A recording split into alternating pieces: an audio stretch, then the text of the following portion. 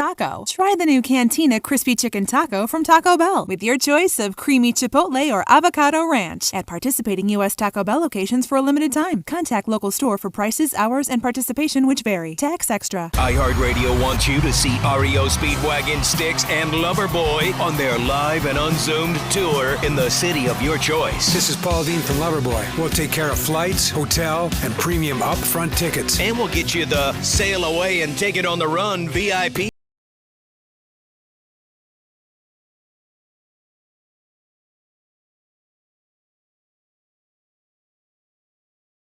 An unzoomed tour are on sale now at livenation.com. PhD weight loss. I'm so thrilled with the progress on this program that Jeremy and I have both had. My goal is to lose 120 pounds, and I'm already more than a quarter of the way there, and they're keeping me on track. And Jeremy, you've had great success as well. My weight loss goal was 80 pounds, and I am over a quarter of the way as well. I'm down 21 pounds. I feel better, and a weird thing that I didn't expect, I'm sleeping better. The convenience was what drew me to this, but now the fact that I can actually sleep has been an unexpected benefit. As I went in today for my weigh-in, I was feeling a little taken aback because I had a neutral week. No gain, no loss. And you know what? Their confidence in me helps me know that I can get back on track and I can get the job done. You want people that believe in you and your weight loss and your journey to health? Go to myphdweightloss.com. myphdweightloss.com. Over 50,000 police officers are assaulted each year. Help police by not escalating. Address any complaints after the encounter. Comply now, complain later. Keep everybody safe. This message brought to you by the National Police Association. Learn more at nationalpolice.org. DQ presents. Picture this. A DQ red velvet Cupid cake made for two. This heart-shaped cake is at the center of your perfect date night. There's a layer of red velvet cake blizzard, delicious red velvety cake pieces and cream cheese icing. Wait, what's that? World-famous DQ soft serve. Your Valentine is speechless. It's a DQ Valentine's Day happily ever after. Moments like these are exactly why the DQ Cupid cake exists. DQ. Happy tastes good.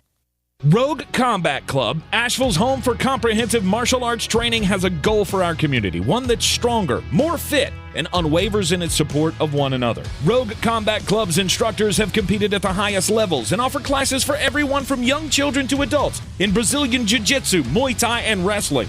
Rogue Combat Club classes can help you boost your self-confidence and self-defense skills while weeding out the egos and intimidation found at other gyms. Join today at roguecombatclub.com. At Ingalls, we know the ever-present struggle of, what am I going to make for dinner this week? That's why we started the Ingalls Table. It's a website that brings the best chefs and food experts right into your kitchen. You can sort through hundreds of recipes for every occasion, watch how-to videos, and print shopping lists to take to the store. It's all waiting for you at ingalls-markets.com. Ingalls. Low prices. Love the savings.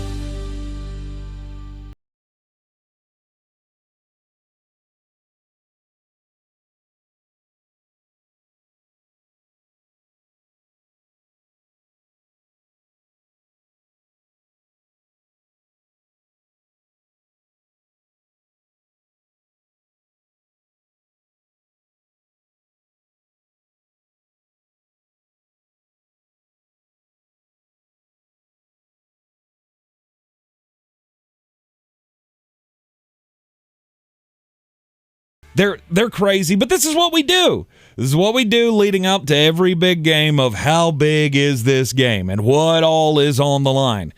Is there a reputation on the line with Matthew Stafford? Sure. Not really. Really? Winning a Super Bowl, you don't think is going to help his legacy at all? I'm not saying it won't help it at all. He doesn't have a legacy. That's the problem with Matthew Stafford. We get so beholden to the last thing we've seen. Let me just, for posterity's sake, for those of you that couldn't hear us a few minutes ago, the basic take here is, who needs this more? Well, it's obviously Matthew Stafford. Joe Burrow's 24 years old. But what I'm gristling at is this idea that, if Matthew Stafford, if he beats Joe Burrow, all of a sudden that will just sustain his legacy as a great quarterback. Will it, though? Will it really? He's played 182 games as a starter. Mm-hmm. He's got 86 wins. Mm-hmm. He's 86, 95, and 1. But the Lions didn't have it. Oh, you mean they didn't have the greatest wide receiver, arguably, that ever lived? Weird. Yeah, I think they did. Yeah. That's weird. I think they did. Defense was never good, but it was fine. They were competitive. Great quarterbacks take mediocre teams to higher heights than their talent would allow. And where that comes from is Ryan Clark coming out saying that he doesn't believe that Russell Wilson's an all-time great quarterback, which I think is absolutely stupid. Thank you. But you have to put in where he falls. Is Russell Wilson better than Jim Kelly? No. No. Yeah, I did the list of all-time great quarterbacks. No. Jim Kelly was 27. Oh, okay. So that just kind of puts in perspective exactly where Russ would fall. Because there's a whole lot of Phillip Rivers, Drew Brees, Ben Roethlisberger that people just seem to forget. Troy Aikman, Steve Young. There's a lot that fall into that. Matthew Stafford's nowhere close to that. I don't care if they win this game by 70. and maybe not. Now, if they run it back and do it again, then that would obviously change, wouldn't it? Not really. Really? Not right. I mean, you were a losing quarterback until you went to the most talented team in the league. All right, let me throw this out there to you. What's funny to me is the people that I hear defend LeBron James and then say, Matthew, wait a minute. Or condemn LeBron James and then say, oh, this will make Matthew Stafford. Wait a minute. You do realize those two arguments are completely counterintuitive, right? Right. And I understand it's different sports. I get this is what we do in sports. We chase we chase the rings. We chase the rings all around. Whoever has the most rings, they've got to be the greatest of all time, right? Well, no, I mean Bill Russell. No, then Robert Horry is the greatest NBA player ever. Right. But Matthew Stafford, okay, so you already said Trent Dilfer, comparing him to Trent Dilfer. I think that's ridiculous. I think he's way better than Trent Dilfer. He's a very wealthy man's Trent Dilfer. Joe Flacco. They're close. Similar? They're close. They're in the same ballpark? They're close. One of those things I hear people say, and this is kind of a two-sided argument. One, wins and losses is not a quarterback stat. I think that quite possibly is the dumbest thing that people say to me on a very frequent basis. Okay. Name me a great quarterback that was ever a historic loser. Dan Marino. Oh, really? That's the one you want to go with? I'm going to give you one shot to take that back before I absolutely eviscerate He that didn't argument. win anything in the playoffs. You know what his record was as a starter? Oh, God, it's probably great. He was 60 games above 500. Yeah. Oh, okay. So you tell me again that he was a loser. Right. Couldn't win the big game. That's fine. Dan Marino's the Charles Barkley of the NFL. Of course. It's fine. Matt Stafford's 10 games below 500. I'm not saying that Matthew Stafford is, Dan Marino or anything. That was just the first one that came to my mind of the first guy who couldn't win the big one. We know they had great regular seasons with the Miami Dolphins that just couldn't get the job done. John DeLon has started on fire in our comments. First of all, Ryan Clark has a lot of really bad takes that always seem to serve the purpose of being a hot take to get the spotlight on himself. Not bad. I don't know who hit that bell, but I didn't disagree with him. The other one is, it's really unfair to hold Stafford's time in Detroit against him. But why? Because it was a bad franchise that didn't do anything to help him win. I mean, he had Calvin Johnson, but aside from that, what else did he ever have? He was no better than Scott Mitchell. Stop that. Record-wise, he's no better than Scott Mitchell. Same franchise. Also had a historic player on the team. It's the same lineup. That's the thing I don't understand. You can't hold that against it. Do you know how many bad teams have had good quarterbacks and been passable? There are several of them in the NFL right now. Mm-hmm.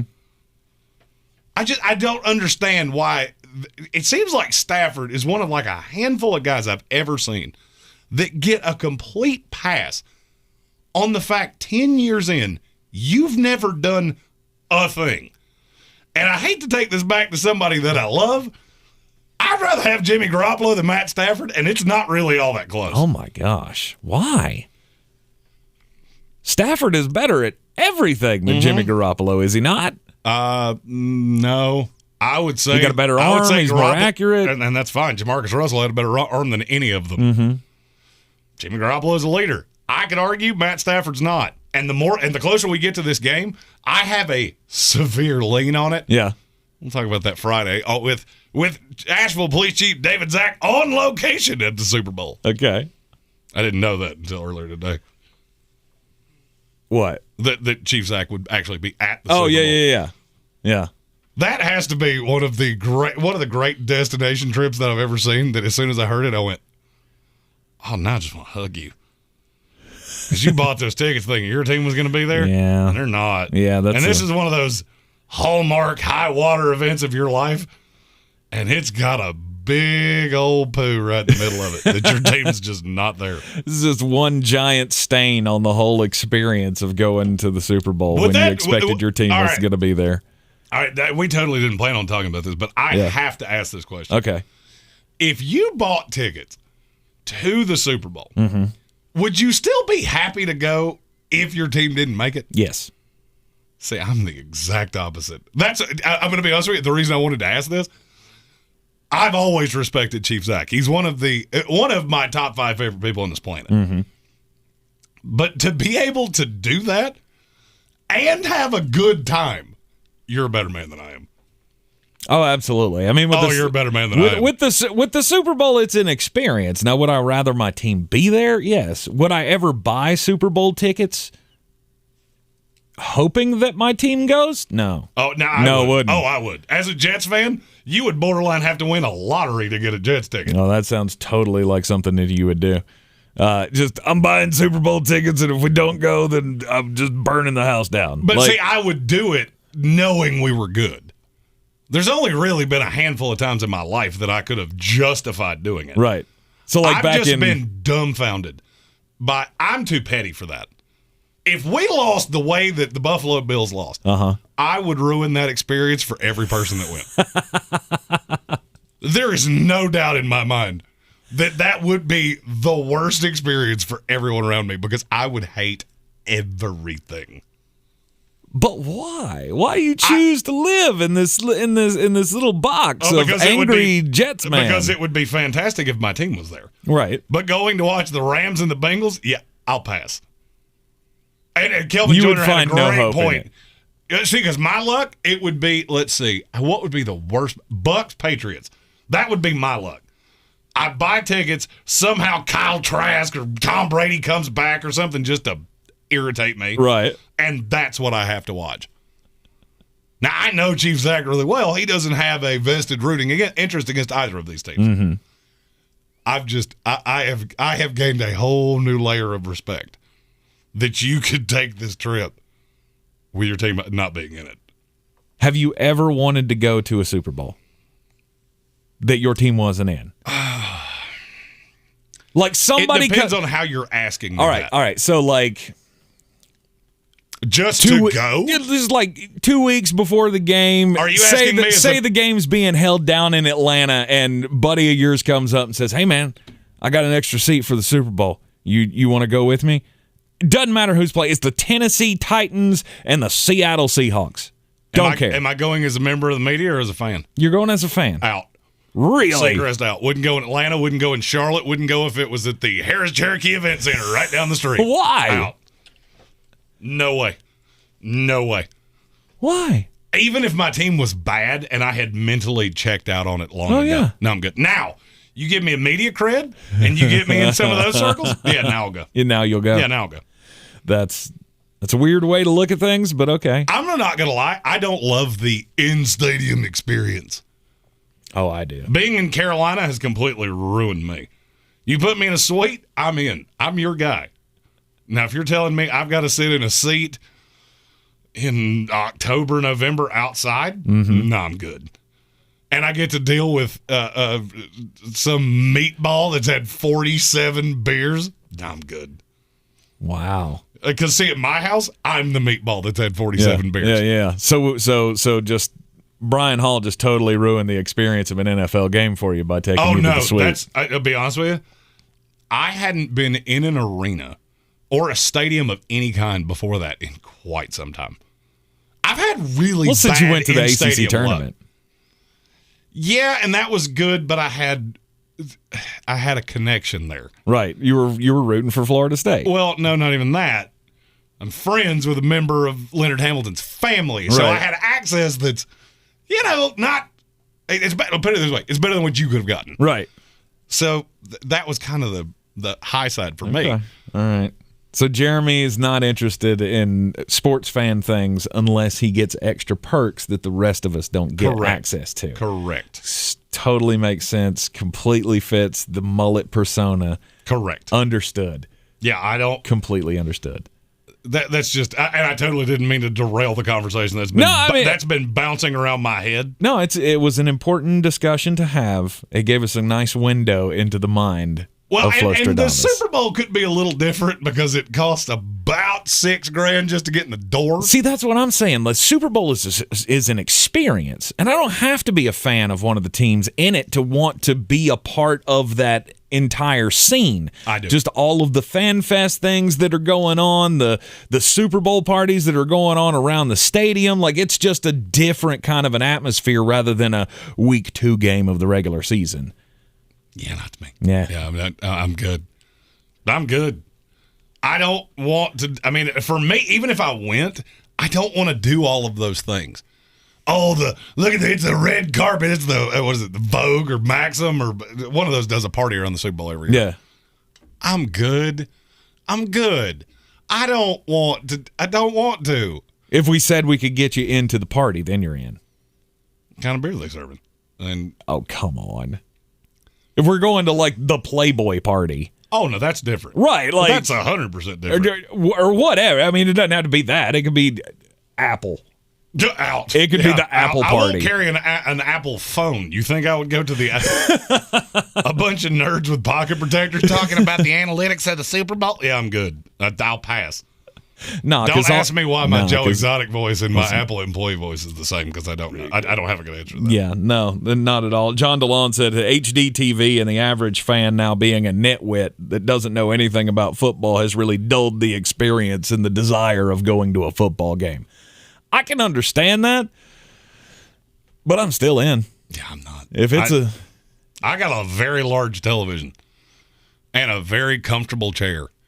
I don't need to be around that many people. Yeah. Well, like I said, it has given me a whole new respect for Chief Zach. All right, and we will be talking to Chief Zach on Friday as we do our official picks and previews for the big game coming up this weekend. Let's get just a bit outside. Boy, you must be outside your mind. The Sportsocracy. Just a bit outside. He tried the corner and missed. All right, if you're working in the media and you need to get a comment on a story, it's really important to know who your target is. I know this is a little inside baseball for people. We're not journalists, Hank. Well, I understand that, but still, you're not gonna go to somebody and say, "Hey, can you hook me up with an interview with so and so?" when that person probably doesn't know that person, right? Right. Jim Trotter of the NFL Network, he got an email the other day from some guy who said he was trying to reach a certain football player to ask him about their opinion on the $1 billion that the NFL was donating toward the cannabis industry to study the impact of cannabinoids on treating pain management. I told you that story the other day. So the email goes, "Good morning, Mr. Trotter. I'm trying to reach Junior Seau to hear what he thinks." Okay. That's going to be a difficult. That's going to be a no. You can't talk to that guy. And then when Jim Trotter responded to the guy and said, you need to Google that. You need to Google who you're trying to figure out. And the guy was like, "What's the problem? I'm a 30-year vet in the journalism business. Why are you being so rude?" And then he gets another reply. "Oh, wait, I Googled it. I'm sorry. I'm a basketball writer, and I don't normally cover NFL football stuff.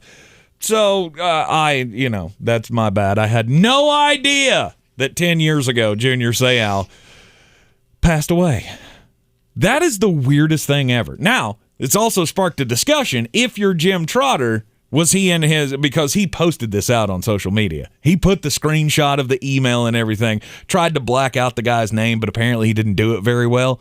It must have shown up well on his phone that he had blocked everything, but you could still kind of see, like, apparently this guy works for Kevin Durant in some form or fashion, or Kevin Durant's website or something. Let me just be really honest with you. Should Super he have done nerdy that? people, if we want to find out who it was, you can do the little, absolutely. oh, look, I smudged it out. You can do that till you're blue in the face. I can find out who it was in 3 seconds. Right. And that was the thing. The guy's phone number, his contacts, all that stuff were on there. So there are some people who are going, oh, look at this idiot trying to get a hold of Junior Seau, who's been dead for 10 years.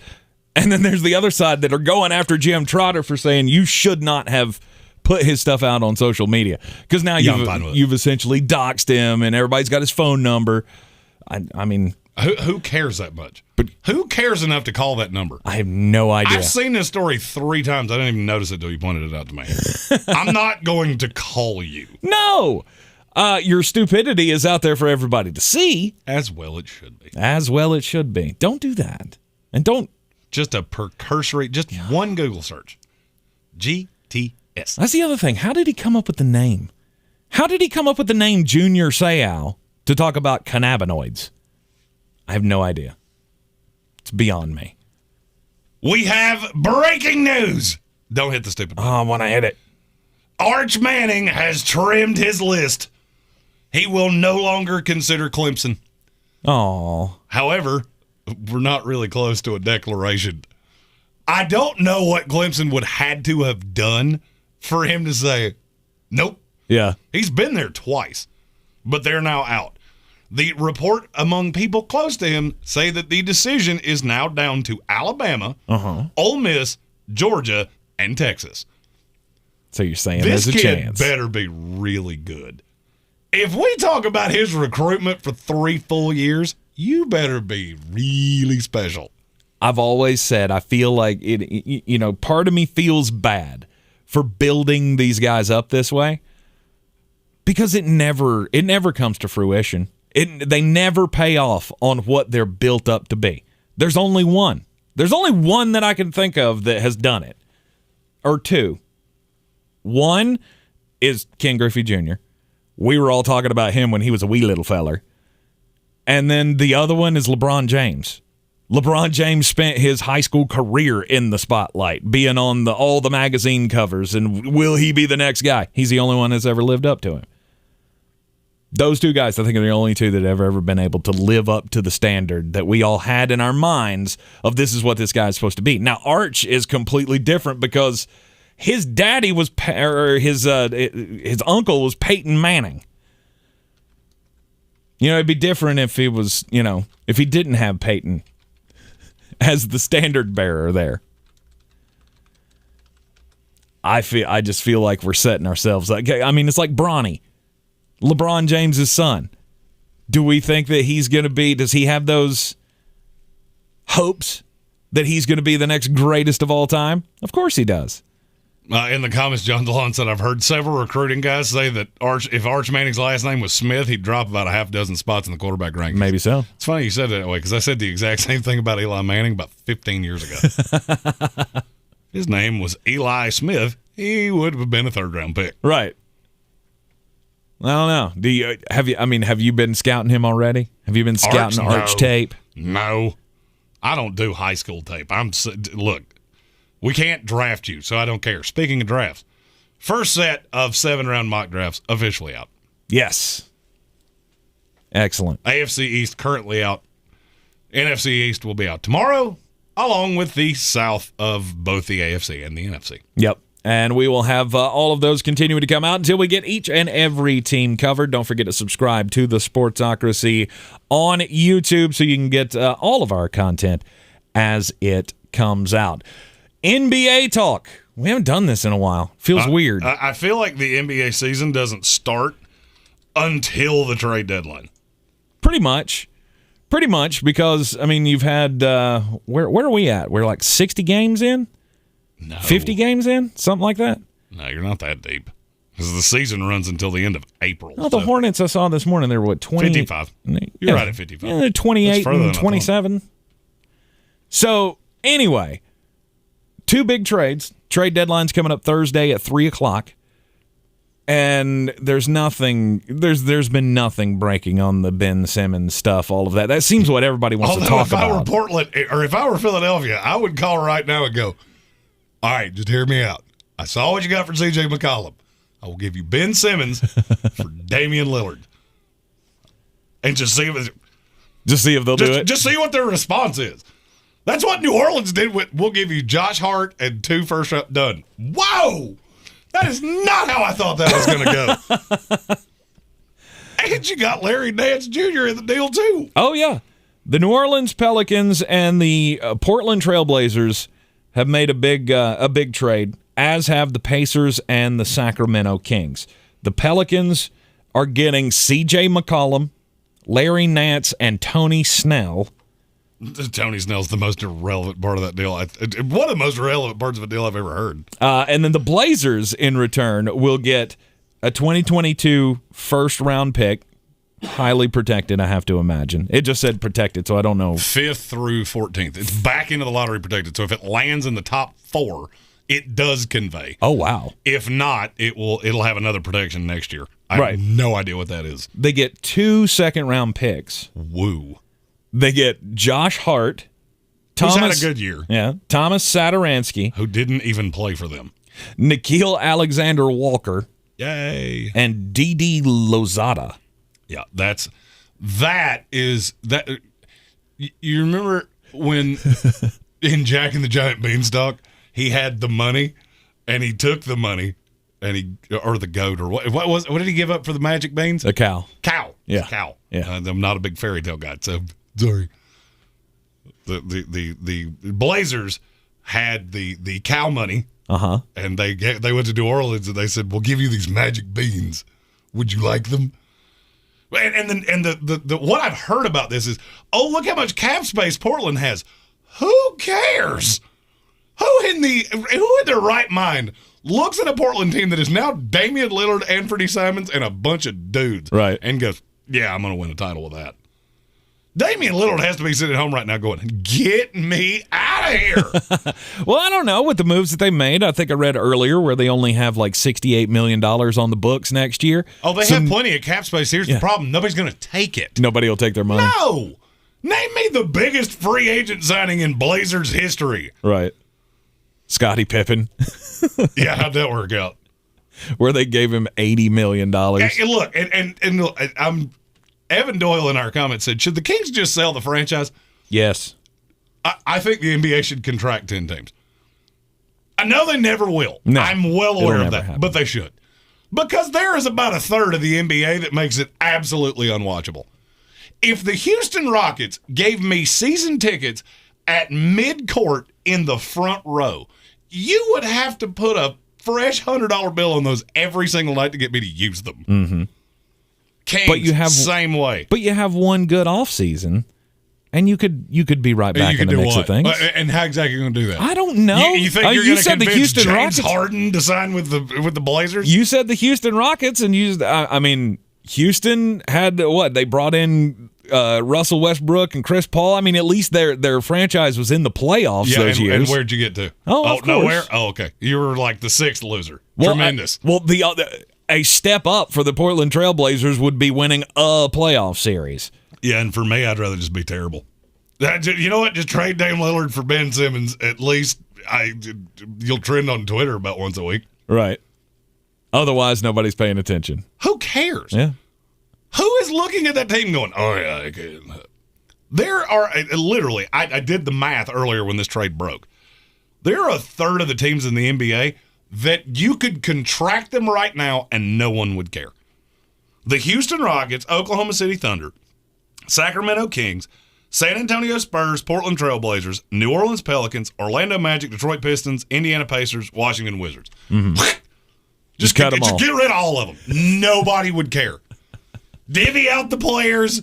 Just, okay? They're irrelevant. I'm pretty sure their fans would care. All 7 of them? Come on. I'm sure the 2 Kia Sedonas full of fans that they have every night would be just distraught. But you act like these teams have been there forever. Like the Sacramento Kings have been there forever. The Indiana Pacers have been there forever. The Orlando Magic have been there since Shaquille O'Neal. I was 9. Right. Okay. Your point's well taken. I mean, here's those the thing. other I'm ones, going to be though, really honest with you. You could tell me that Sacramento Kings fans came from Mars. I wouldn't know because I've never met one. I haven't either. And I've long said that Sacramento doesn't need a team because they've never been good. They had that one run. That one run with and Doug Christie and Mike Bibby. Yeah. And Chris Webber. Chris Webber was on those teams. Kind of buried the lead there. That was on. I was getting ready to say that was the first one that I was going to say. Now they have Domantas Sabonis, which is they won that deal by a lot. Yeah, he's an excellent player. Sacramento Kings in their trade with the Indiana Pacers, they get Domantas Sabonis, Jeremy Lamb, Justin Holiday, and a 2027 second-round pick all go to the Kings.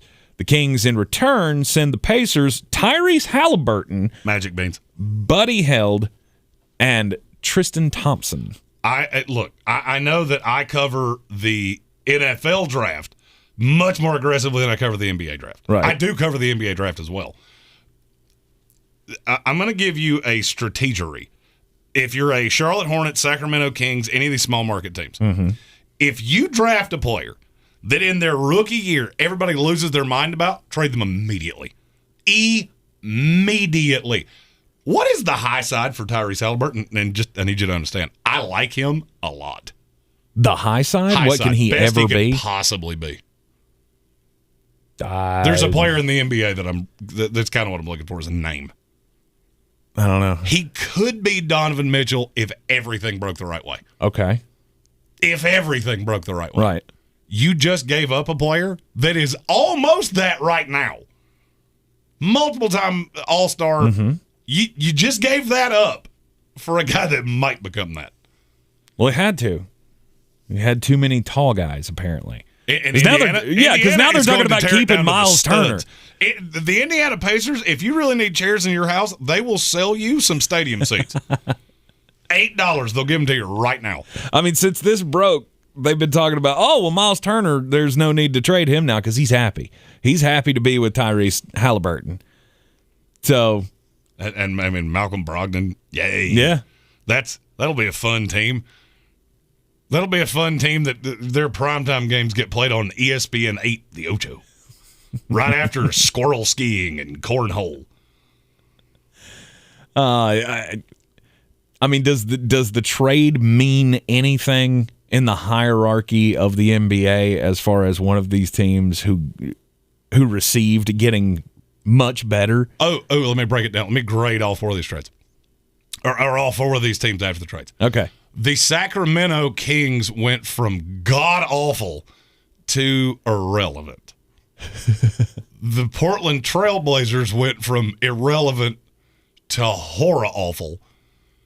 The New Orleans Pelicans, they're just... I don't even really know how to describe that.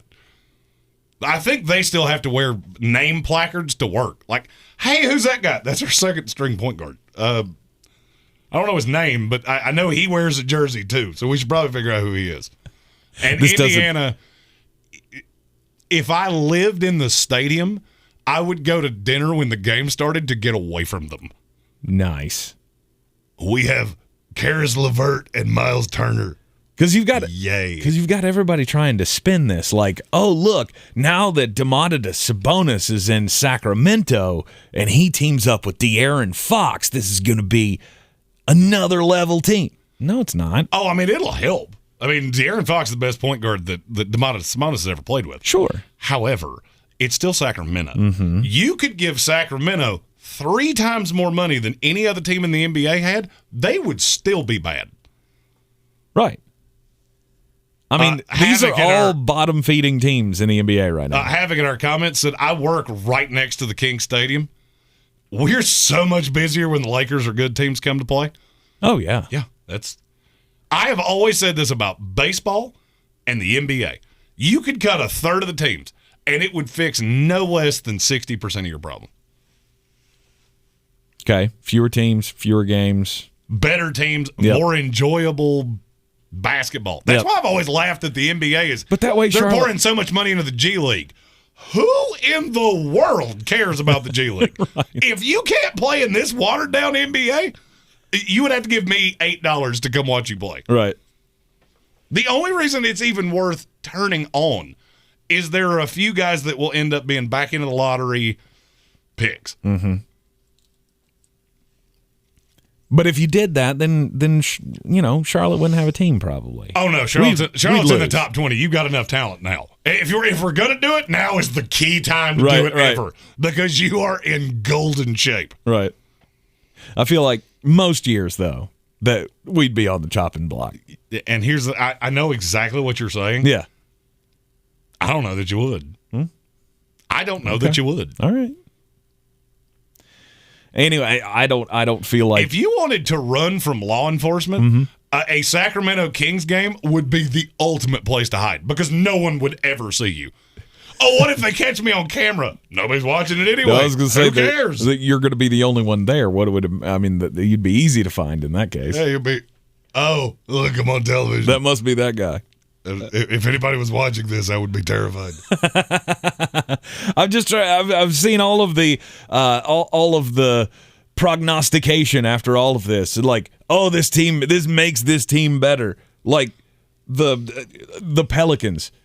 C.J. McCollum, this sets them up when Zion Williamson comes back. Well, at the rate Zion Williamson's going, he's going to be playing nose tackle for the Raiders before it's all said and done. Right. He's going to spend 3 years with the team, play 14 games. I did thoroughly enjoy the Pelicans putting that out of, look at our starting five of C.J. McCollum and Jonas Valanciunas, Brandon Ingram, Zion Williamson.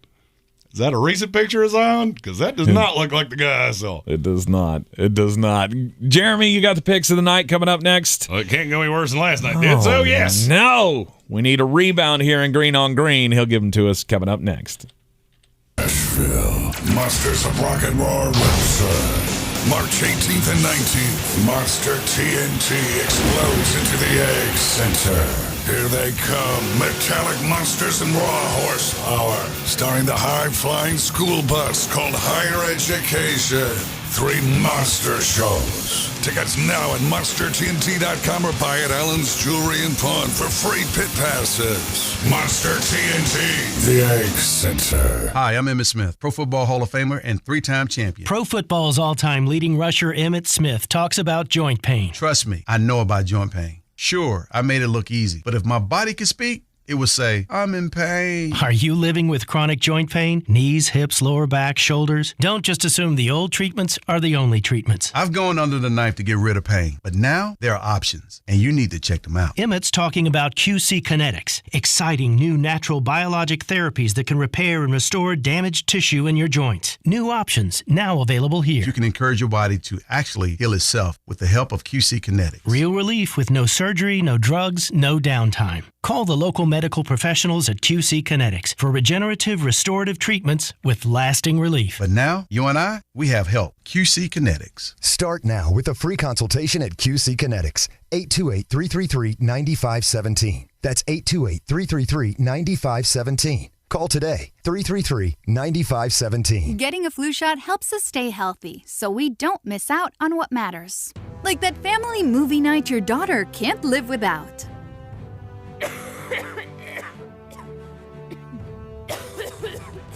Yeah, can't do that. Every year, millions of people in the U.S. get the flu. Especially now, no one has time to miss out on moments that matter. So get your flu shot. Find out more at getmyflushot.org. Brought to you by the AMA, CDC, and the Ad Council. So, I just picked out the perfect ring. And that night, my girlfriend started seeing ads for wedding dresses. I haven't even popped the question yet. Why is she seeing ads for things based on what I'm looking at online? I downloaded the DuckDuckGo app, and I stopped getting creepy ads right away. DuckDuckGo is the easy button for privacy. With one simple download, you can search, browse, and email privately. Take back your privacy online for free with DuckDuckGo. Privacy simplified. Got a party of 10 coming in, and we need to flip those 2 tables. Leah's restaurant is fully booked night after night. Section 3 is still behind. She no longer has reservations about finally finding a hostess. Why doesn't 23 have menus? Oh, Because they're in my hand. Indeed can help her hire great people fast. I need Indeed. Indeed you do. Instant Match instantly connects you with quality candidates whose resumes on Indeed match your sponsored job description. Visit Indeed.com/credit and get $75 towards your first sponsored job. Terms and conditions apply. Hey guys, I'm Ziggy, your local Philly girl, owner of Ziggy's Bakery and Deli. I've created a traditional northern deli with only the most authentic cheesesteaks outside of Philadelphia, served with provolone, white American, or Cheese Whiz. Our other classic deli sandwiches are made with the best quality meats and cheeses, available sliced by the pound. Join us for breakfast for house-made bagels with our custom cream cheeses. Or for something heartier, try a pork roll, egg and cheese, or house-cured lox. Ziggy's Bakery and Deli, in the corner of Asheville Commons, 1550 Hendersonville Road, open 8 to 3, Tuesday through Saturday. I believe real estate isn't about properties. It's about people. I am Clarissa Marshall with eXp Realty, serving all of Western North Carolina. Navigating the home buying and selling journey can feel overwhelming at times, and that's why having an agent who cares about you and your needs is key. I'm a native of Western North Carolina, and I close over a home a week. I'm an expert in the market, pricing my sellers correctly to net you the most money, and working as a skilled negotiator for my buyers. Please give me a call today at 828-774-6343 to set up a complimentary market analysis. Coffee's for closers only. Get them the money. Then when you get the money, you get the power. That watch costs more than your car. Then when you get the power, then you get the woman. Well, last night did not quite go my way. Thank you, Miami Heat, for scoring a billion points and Pittsburgh Panthers for getting absolutely eviscerated. Going to try to get back on the winning track tonight. I feel like Vegas is giving you 2 layups. We just talked about 2 trades in the NBA. Well, what that means is that since the trade happened today, both of those teams are going to be, let's be nice about this and say a little thin. First one, the Atlanta Hawks are a 12-point favorite at home tonight against Indiana. I will give you $1 if you can name me any starter for the Indiana Pacers tonight. Miles Turner. No, he's hurt. Their starting center will be Goga Bitadze. One of my favorite names to say, not a very good player. The Hawks might beat them by 600 points. Give me the Hawks minus the 12, under the 226. The Sacramento Kings are at home tonight. They're only catching 7. They might be worse than the Indiana Pacers. The Wolves are going to demolish them because they have nobody that's going to stop Karl Anthony Towns. 7's not nearly enough. Give me the Minnesota Timberwolves and easily under the 232. Go and do likewise, gents. The money's out there. You pick it up, it's yours. You don't, I got no sympathy. So you're just going to pick on the teams that are shorthanded. I like it. Sometimes when you need a win, you got to go to the most obvious place to get it. Yeah, let me tell you exactly how that Timberwolves-Kings game is going to go. Ask somebody that plays a lot of NBA DFS. Because about the only bigs that the Kings have are Alex Len and Rashawn Holmes. Mm-hmm. That's who gets to guard Karl Anthony Towns. They will have 12 fouls in less than 30 minutes combined. And Karl Anthony Towns might score 60.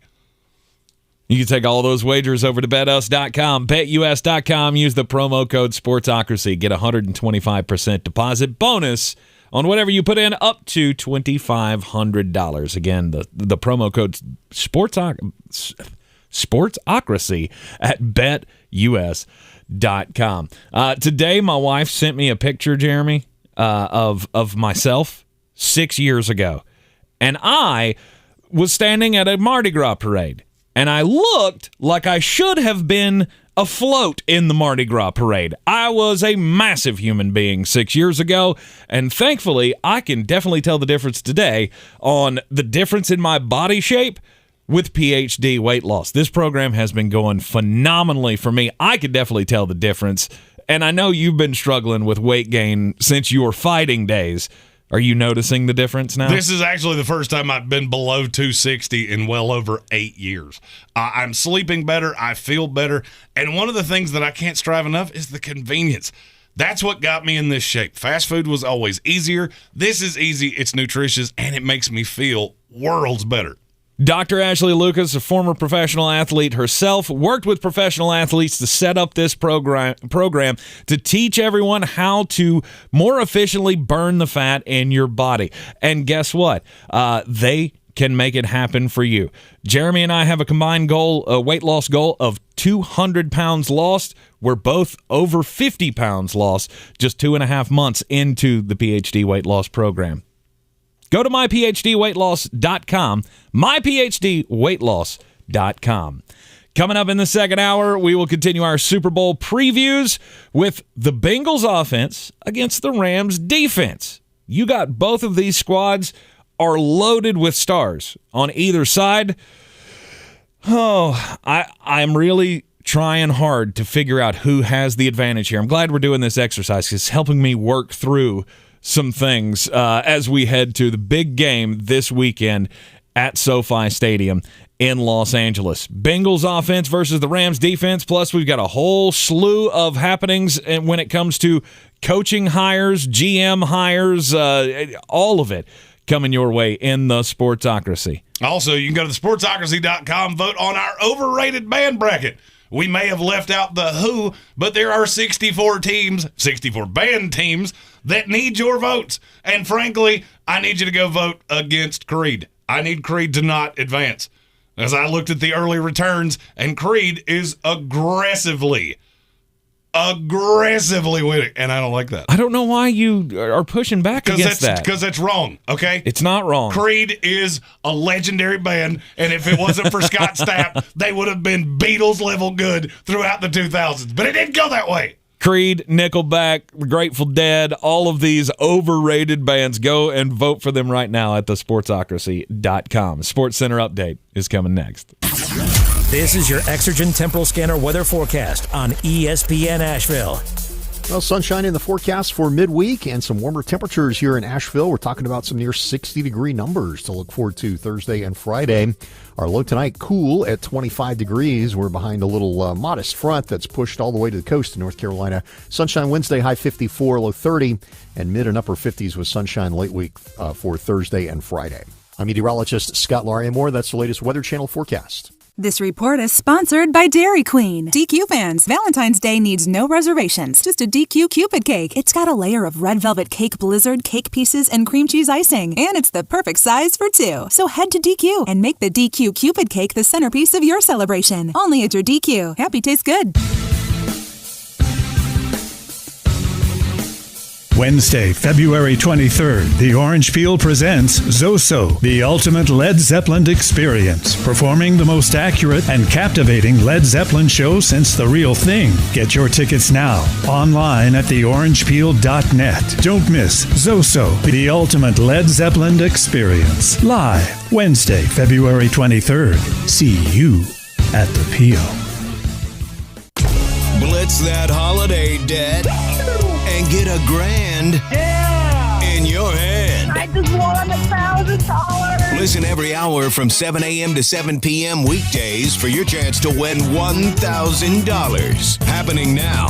Make this Valentine's Day sweet with Allen's Jewelry and Pawn. Find diamond earrings from only $19.95. All diamond solitaires, engagement rings, and anniversary bands are 20 to 50% off. Heart-shaped and select jewelry also up to 50% off. Now through Valentine's Day. Allen's Jewelry and Pawn. When you need a taco, you need a taco. Try the new Cantina Crispy Chicken Taco from Taco Bell with your choice of creamy chipotle or avocado ranch at participating U.S. Taco Bell locations for a limited time. Contact local store for prices, hours, and participation which vary. Tax extra. From the Ingalls Studios, this is ESPN Asheville, WPEK, W225CJ Fairview, WMXF Waynesville, and iHeart radio station. New Orleans acquired guard C.J. McCollum, which breaks up Portland's backcourt of McCollum and Damian Lillard. The package heading to Portland includes Josh Hart, a protected 2022 first-round pick, and 2 second-round picks. Also from Woj, the Pacers trading Domantas Sabonis, Jeremy Lamb, and Justin Holiday to the Kings for Tyrese Halliburton, Buddy Hield, and Tristan Thompson.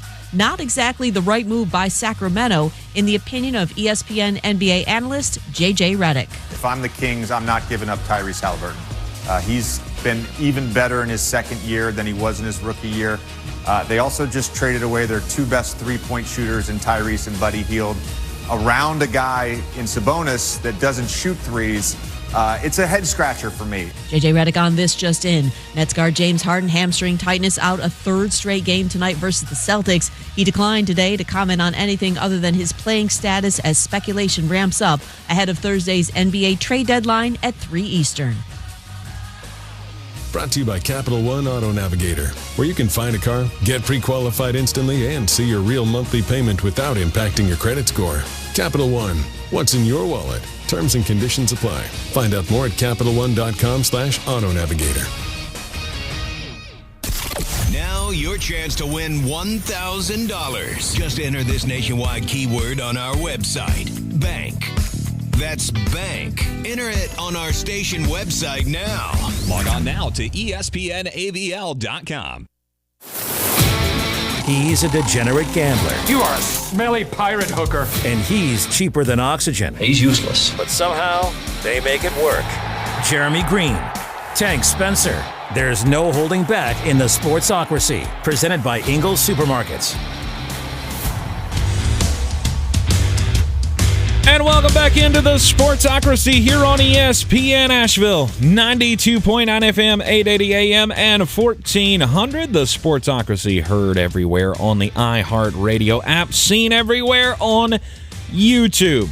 Just go to thesportsocracy.com, click on that live video link, hit the subscribe button. That'll get you into the chat. And while you're over there at thesportsocracy.com, don't forget to go and make your votes for the most overrated bands of all time. We will be doing all the voting for a week, and then we will announce those who advance to the next round coming up on the next Musicocracy Monday in the happy hour of this here program, which is only available on YouTube each and every day at 5 o'clock. Today, top 13 offensive tackles in the 2022 NFL Draft, laid out by our very own draft nerd, Mr. Jeremy Greene. The Super Bowl is just a few days away. Cincinnati Bengals, LA Rams. Yesterday we talked about what would the Bengals defense have to do to stop the LA Rams. Today we're going to talk about the exact opposite of that. What do the Bengals have to do on offense to get past the Rams defense? You know, the Rams have so many stars on the defensive side of the ball. And the Bengals offense, the one thing, obviously, they've got the stars with Joe Burrow and Jamar Chase and all of that.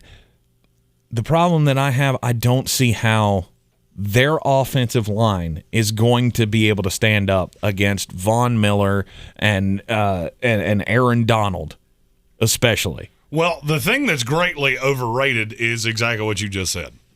Let me ask you a question. Yep. By Pro Football Focus grade, which is my favorite way to analytically judge these things, Aaron Donald was the number 1 interior defensive lineman in the league. Yes. Von Miller was the number 4 edge. Jalen Ramsey was the number 1 corner. How many other players on their defense were in the top 30 of their own position group? 2. It's 0. 0? It's not 1. Wow. That's a lie. Ashawn Robinson was 14. I meant to lump him into that, and I forgot him. Okay. The vast majority of the rest of that defense is not overly good. So how do you mitigate that? I've heard a lot of talk about, they're not going to be able to block Aaron Donald. I don't think anybody expects them to. This all comes down to game plan. If the Rams' plan is Aaron Donald, Von Miller getting home, I've already seen that. Joe Burrow went down 9 times against Tennessee. Right. Well, what happened? Yeah, they won. They lost. Tennessee lost. Because Cincinnati figured out, you can't stop me at the second level. So all I have to do is get the ball out of Burrow's hands. Yeah, he's going to take some sacks. He's going to be behind the chains. There's nothing back behind you. And that's kind of how I feel about this Rams team, too. There is a reason that Jalen Ramsey has been screaming from the rooftops that he wants to shadow Jamar Chase. Yes. There's nobody else on the team could touch him. Nobody. Joe Burrow looks up and Jalen Ramsey is on the T. Higgins side of the field. Good luck. Because I have absolutely no idea. I don't care if it's a little swing pass. I don't know who's going to stop him. There are more ways that you can mitigate this than people believe. And Mark Schlereth basically explained this. Mark Schlereth won 3 Super Bowls. They were all with Mike Shanahan. You know what they all had in common? Their lines were overmatched by who they were playing. They had borderline the exact same game plan every time. Get them moving. That's why I think the X factor for the Cincinnati Bengals, it's not Joe Burrow. I know exactly what Joe Burrow is going to be. I bet you I could call out a stat line right now. Okay. I mean, somewhere in the neighborhood of 25 or 35, somewhere between 290 and 320 in terms of passing yards, couple touchdowns, probably an interception. What I think will decide this is Joe Mixon. If you can get Joe Mixon involved, stretch it out, off-tackle runs, screens, whatever the case may be, to slow down Aaron Donald, slow down Von Miller, I'll take my lumps. I've seen Joe Burrow get just eviscerated. There's only been a handful of quarterbacks sacked more than him all year long. He has made it further than any quarterback that's been hit this many times in a season in NFL history. Right. I'm just not worried about it. I feel like people are making that a way bigger deal than it is. Well, you're making a big deal out of it because, I mean, it eventually is going to catch up to you, right? You can't continue to go into games getting sacked 9 times and keep winning miraculously. At least I don't think you can. Let's put it in terms that you can understand, Flostradamus. I wouldn't bet my house on it by any stretch. Are they going to hit him more than Tennessee did? No. I don't think you can. I don't think it's physically possible. That's kind of the point. Yeah. Tennessee and the Rams have the same problem. Now, that's why for me, the easiest thing that I've seen so far, over. There are going to be a lot of points scored in this. I would say so. But if I had to give an advantage to one side or the other, I actually think the defensive advantage is with the Bengals. Okay. I know what's going to happen. All right, we've talked about this line for the Bengals all year long. We've talked about this since the draft when I could not believe they didn't take Penei Sewell. Right. I don't think it matters. Joe has survived this. It's not like it's going to be markedly worse than it's been in the past. He's been hurried over 100 times. Doesn't get much more drastic than that. So how do you deal with that? You take the weakness of the Rams, which is their back 7, and use that against them. Good thing is you got 2 receivers, both who play out of the slot in Tyler Boyd and Jamar Chase, that can absolutely take advantage of that. You have a running back in Joe Mixon that can absolutely take advantage of that. As I've broken this down, the thing that makes me nervous is I feel like whichever team has to start blitzing is the team that's going to lose. Okay. If the Rams start sending 4, and that's exactly how I think this game's going to begin, because they think they will get home with Aaron Donald and Von Miller, and so do I. But I'm not sure that it matters. I'm not sure that they're not going to bait you into, sure, do it. We know it's going to happen. There's nothing we can do to stop it. There's nothing we can do to stop it from the Tennessee Titans. There was really nothing we could do to stop it from the Kansas City Chiefs. Right. Kansas City has started using it against them. I know you cannot hold up in the back 7. Is Joe going to take a series of hits? Yes. Have a guess in the comments. Is anyone worried about Burrow's long-term future from these hits? Absolutely. Yes. That's why I think I said at the beginning of the program, I think all of this, is he the next greatest of all time talk is a little too much. I mean, the guy's already had one devastating injury and made a comeback. He continues to be pounded over and over and over again, and eventually I think that's going to catch up to you. There's just a moxie about this kid. Oh, yeah. Of whatever it is you think you're going to do to beat me, I'm going to use that against you. The problem for L.A., I don't know what your alternative is. If you can't, let's just say for posterity's sake, let's say you stop getting home with 4. Miller, for whatever reason, can't get around the, I don't know how it would happen. Right. But if it did, and Joe's got even 2 seconds in the pocket, he is going to destroy you. Right. He's going to pick you apart. Because all he has to do at the snap is, where is Jalen Ramsey? Because I'm not scared of anybody else. You brought a safety out of retirement that's 406 years old and hadn't played in 3 years, 2 years. Because you're that thin in the back half.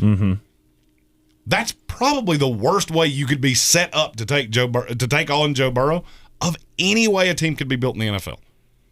Because they have so many weapons. Right. And if Uzomah plays, that's even one more. Yeah. I did. Did you see Uzomah at the send-off I haven't watched. I don't do media days. You don't do any of that? I don't do any of that because I don't care. Media days are the most infuriating thing we do in sports. Mm-hmm.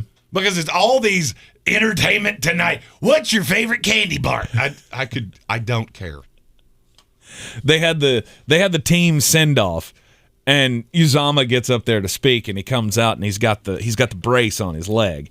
And he kind of limps up there, and he's got the mic in his hand, and then he reaches down, and he just unbuckles it, rips it off, and throws it, and then went on to talk about, this is the biggest game of my life, and there's no chance I'm going to miss this game. And then he did a lap around the stadium, very, very gingerly, by the way. Did a lap around the stadium to show everybody that it doesn't matter, that he's going to come through, he's going to play in this game. Like, I don't know that he's going to be X Factor material in the game, but definitely having him out there is going to help. See, I like the media days. I like the narrative stuff. I like seeing Aaron Donald get up there and compliment his teammates on the journey here, and that we all have one goal. And seeing Andrew Whitworth up there talk about how he'd go to war for his teammates. I think it's all part of the show, and that's, to me, what the Super Bowl is. The Super Bowl is the ultimate football show of the year. It's the culmination of everything that we have done this for. We have done this since August, and the Super Bowl pays it off, regardless of who's in it. Now, when it comes to the Rams defense, I hear what you're saying, but there's just this narrative that this is the impenetrable defense. It's not an impenetrable defense. It's really not. It's fine. Right. I mean, are they the most dangerous defense that the Bengals have faced? I'd say yeah. I'm going to say aggressively no. No? Who was it? The best defense they played? At least in these playoffs. They remind me a lot of Tennessee. They look a lot alike. If they don't get home, they are doomed. Mm-hmm. And that's kind of how it looked. And I went through and looked at teams that beat the Rams. Yesterday I said what they had in common offensively. While the Rams were on offense, they were on defense. Well, conversely, they've lost to a lot of high-powered offenses. Mm-hmm. You know they did a good job of beating? The Seahawks and the Ravens, who were killed, and the Bears and the Colts. Right. That's not what this is. Who's the best quarterback? Take Tom Brady out of it, because, well, they just had your number. That felt good. I love throwing shade at Tom Brady. Yeah, thanks. Other than Brady, who's the best quarterback they beat all year long? I don't know. It's very Carson Wentz, Kirk Cousins, Lamar Jackson, Kyler Murray. Okay. They didn't beat a whole lot of high level. They beat a lot of Davis Mills and Jared Goff and Daniel Jones. High level quarterbacks cut through them like a hot knife through butter because they did exactly what I just said. Oh, I'm terrified of Jalen Ramsey. Still throw it at him. Right. It's real easy. He does not shadow people, and he's not going to shadow Jamar Chase in this game. He can say it until he's blue in the face. No. That is not how this defense is coordinated. No. And there's a reason for that. Yeah, because you can't just put him on that one guy because then because it's too easy to take Higgins him out of the is play. Going to tear you up. Because it's too easy to take him out of the play. Right. If you see Jalen Ramsey lined up man-on-man with Jamar Chase, what do? You go away from him. No. Send him the opposite direction. Because if Jalen Ramsey is lined up one-on-one on Chase, they're going to shift the defense. You're going to get a safety move over because I don't care how good Jalen Ramsey is, they will not leave him on an island with Jamar Chase, ever. Mm-hmm. It's not how the defense works. But when you do that, let's say it's T. Higgins that's on the outside on the other side. Oh, you're one-on-one. Now it's one-on-one with Rodarius Williams. Okay, bet I know what this play is. Right. And all you got to do is hit 2 of those in this entire game, and you have a drastic advantage. It's the reason it won't happen. So to me, it becomes very easy to look at this and go, okay, we figure out where Jalen Ramsey is, run the play the opposite side. Yeah. What is your response to that? Simplify it for Burrow. And I'm not saying he needs it simplified. Mm-hmm. They're going to get home on you. So every play, run away from Jalen Ramsey.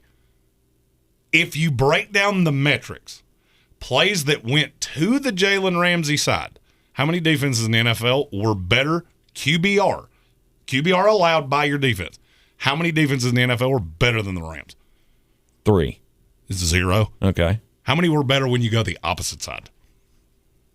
15. 26. Wow. So all they got to do is just shade away from Jalen. And that's hard to do because they do have 2 elite it's not nearly as easy as I'm making it sound. Of course. But if you can figure out a way, I don't think this defense is as big of an advantage as everybody thinks it is. Yeah. I mean, now, granted, you do need to understand I said the exact same thing about Tampa Bay last year, so not like I hadn't been wrong before. Yeah. I mean, we talk about Joe Burrow like he's, this infallible quarterback, like ice in his veins, just and a lot of it's true. A lot of it is true. I've been super impressed with Joe Burrow being able to carry on the confidence that he had at LSU into the NFL, because that's hard to do. It's hard to come into a place where you're not the best. Like in college, he knew he was the best. He knew he was having the best season. He was going to be the Heisman Trophy winner. They were the front runner. They're blowing everybody out. All of that.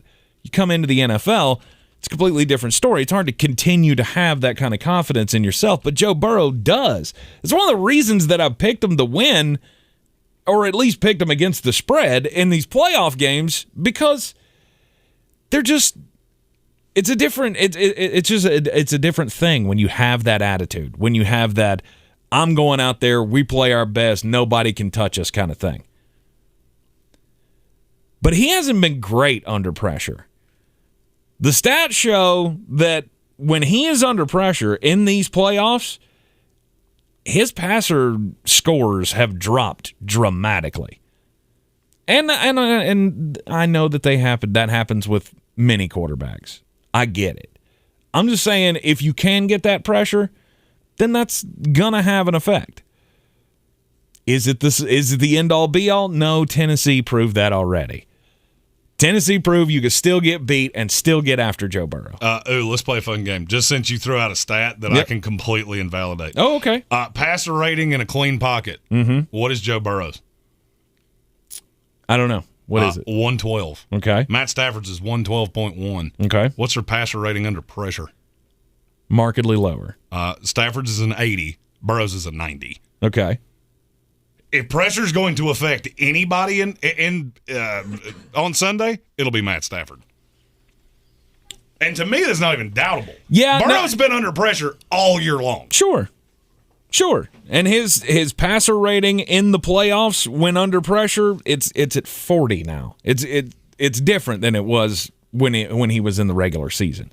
I'm not saying that that's an infallible stat, that just shows you that he's going to crumble under pressure. What I'm saying is, he may be mortal after all. He has been pressured more than any quarterback in the NFL. Of course he There has. were only 2 all season long that had fewer turnover-worthy plays than Joe Burrow. Mm-hmm. Tells me everything I need to know. Matthew Stafford, conversely, had one of the highest turnover-worthy play percentages. Yes. I'm telling you, the closer we get to this game, the more and more I'm leaning one way, and it is getting harder and harder for me to get off of it. Well, I'm glad you have a lean one way or the other, because I'm still up in the middle. I don't know how this is going to play out, but we'll continue to do the preview throughout the week here in the Sportsocracy. Coming up after the break, we're going to get to the weird news of the day. Also, NFL coaching news all over the place, and Jeremy's got 5 on it. This is your Exergen Temporal Scanner weather forecast on ESPN Asheville. Well, sunshine in the forecast for midweek and some warmer temperatures here in Asheville. We're talking about some near 60-degree numbers to look forward to Thursday and Friday. Our low tonight, cool at 25 degrees. We're behind a little modest front that's pushed all the way to the coast of North Carolina. Sunshine Wednesday, high 54, low 30, and mid and upper 50s with sunshine late week for Thursday and Friday. I'm meteorologist Scott Larimore. That's the latest Weather Channel forecast. This is your time saver traffic on the new ESPN Asheville. No problems on the interstates. Captain Jeff Bowen Bridge. Traffic volume busy and steady. Smoky Park Highway southbound between the Buncombe County Sports Park and Sand Hill Road. Traffic is stop and go. Hendersonville Road north and southbound delays between Biltmore Forest and the Blue Ridge Parkway. Sweeten Creek Road northbound, a few light delays approaching Mills Gap Road. Concord Road moving well, and Cane Creek Road problem-free. Checking the drive time from Asheville to Swannanoa via 240 eastbound and 40 eastbound. Drive time 15 minutes. I'm Lyndon Field with your Time Saver traffic. This report is sponsored by Dairy Queen. DQ fans, Valentine's Day needs no reservations. Just a DQ Cupid cake. It's got a layer of red velvet cake blizzard, cake pieces, and cream cheese icing. And it's the perfect size for two. So head to DQ and make the DQ Cupid cake the centerpiece of your celebration. Only at your DQ. Happy tastes good. Jeremy and I are on the path to weight loss with PhD weight loss. Dr. Ashley Lucas, former professional athlete herself, has worked with professional athletes all about finding the proper nutrition to help you burn fat. And burning the unwanted fat is exactly what we need to happen for us. We have a combined weight loss goal of 200 pounds lost on this program, and so far we're already over 50 pounds. I've lost more than 30. Jeremy has lost more than 20 pounds. And, you never face any pressure when you go into these offices, right, Jeremy? No, and this is the lowest I have weighed since I was 24 years old, and the best I have felt since I was in high school. Nutritious, convenient food, and I'm burning weight falling off of me. And they are all about keeping you on the path and keeping you energized to lose the weight. All you got to do is just go to myphdweightloss.com, myphdweightloss.com today, and set up your consultation. So, I just picked out the perfect ring, and that night my girlfriend started seeing ads for wedding dresses. I haven't even popped the question yet. Why is she seeing ads for things based on what I'm looking at online? I downloaded the DuckDuckGo app, and I stopped getting creepy ads right away. DuckDuckGo is the easy button for privacy. With one simple download, you can search, browse, and email privately. Take back your privacy online for free with DuckDuckGo. Privacy simplified. Liberty Mutual Insurance Company presents. And Doug. Don't you just love the smell of old books? Shh, this is a library. Sorry, ma'am. We're looking for a book titled Liberty Mutual Customizes Your Car Insurance so you only pay for what you need. I don't think we carry that, but check nonfiction. He really does devour literature. Please leave. Only pay for what you need. Liberty, liberty, liberty, liberty. Did you know select Ingalls markets now offer curbside service? Shopping has never been easier with all the quality and service you expect from Ingalls. Visit Ingalls-markets.com to find a store near you and start shopping.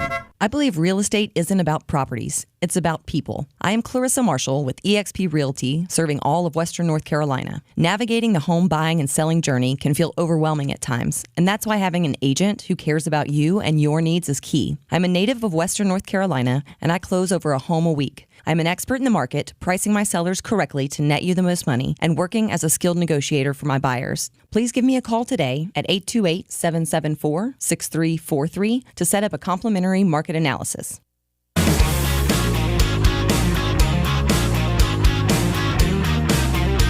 The Sportsocracy. The ceiling is the roof. Let's make it happen. Let's keep moving forward. And welcome back into Beer City's best sports talk.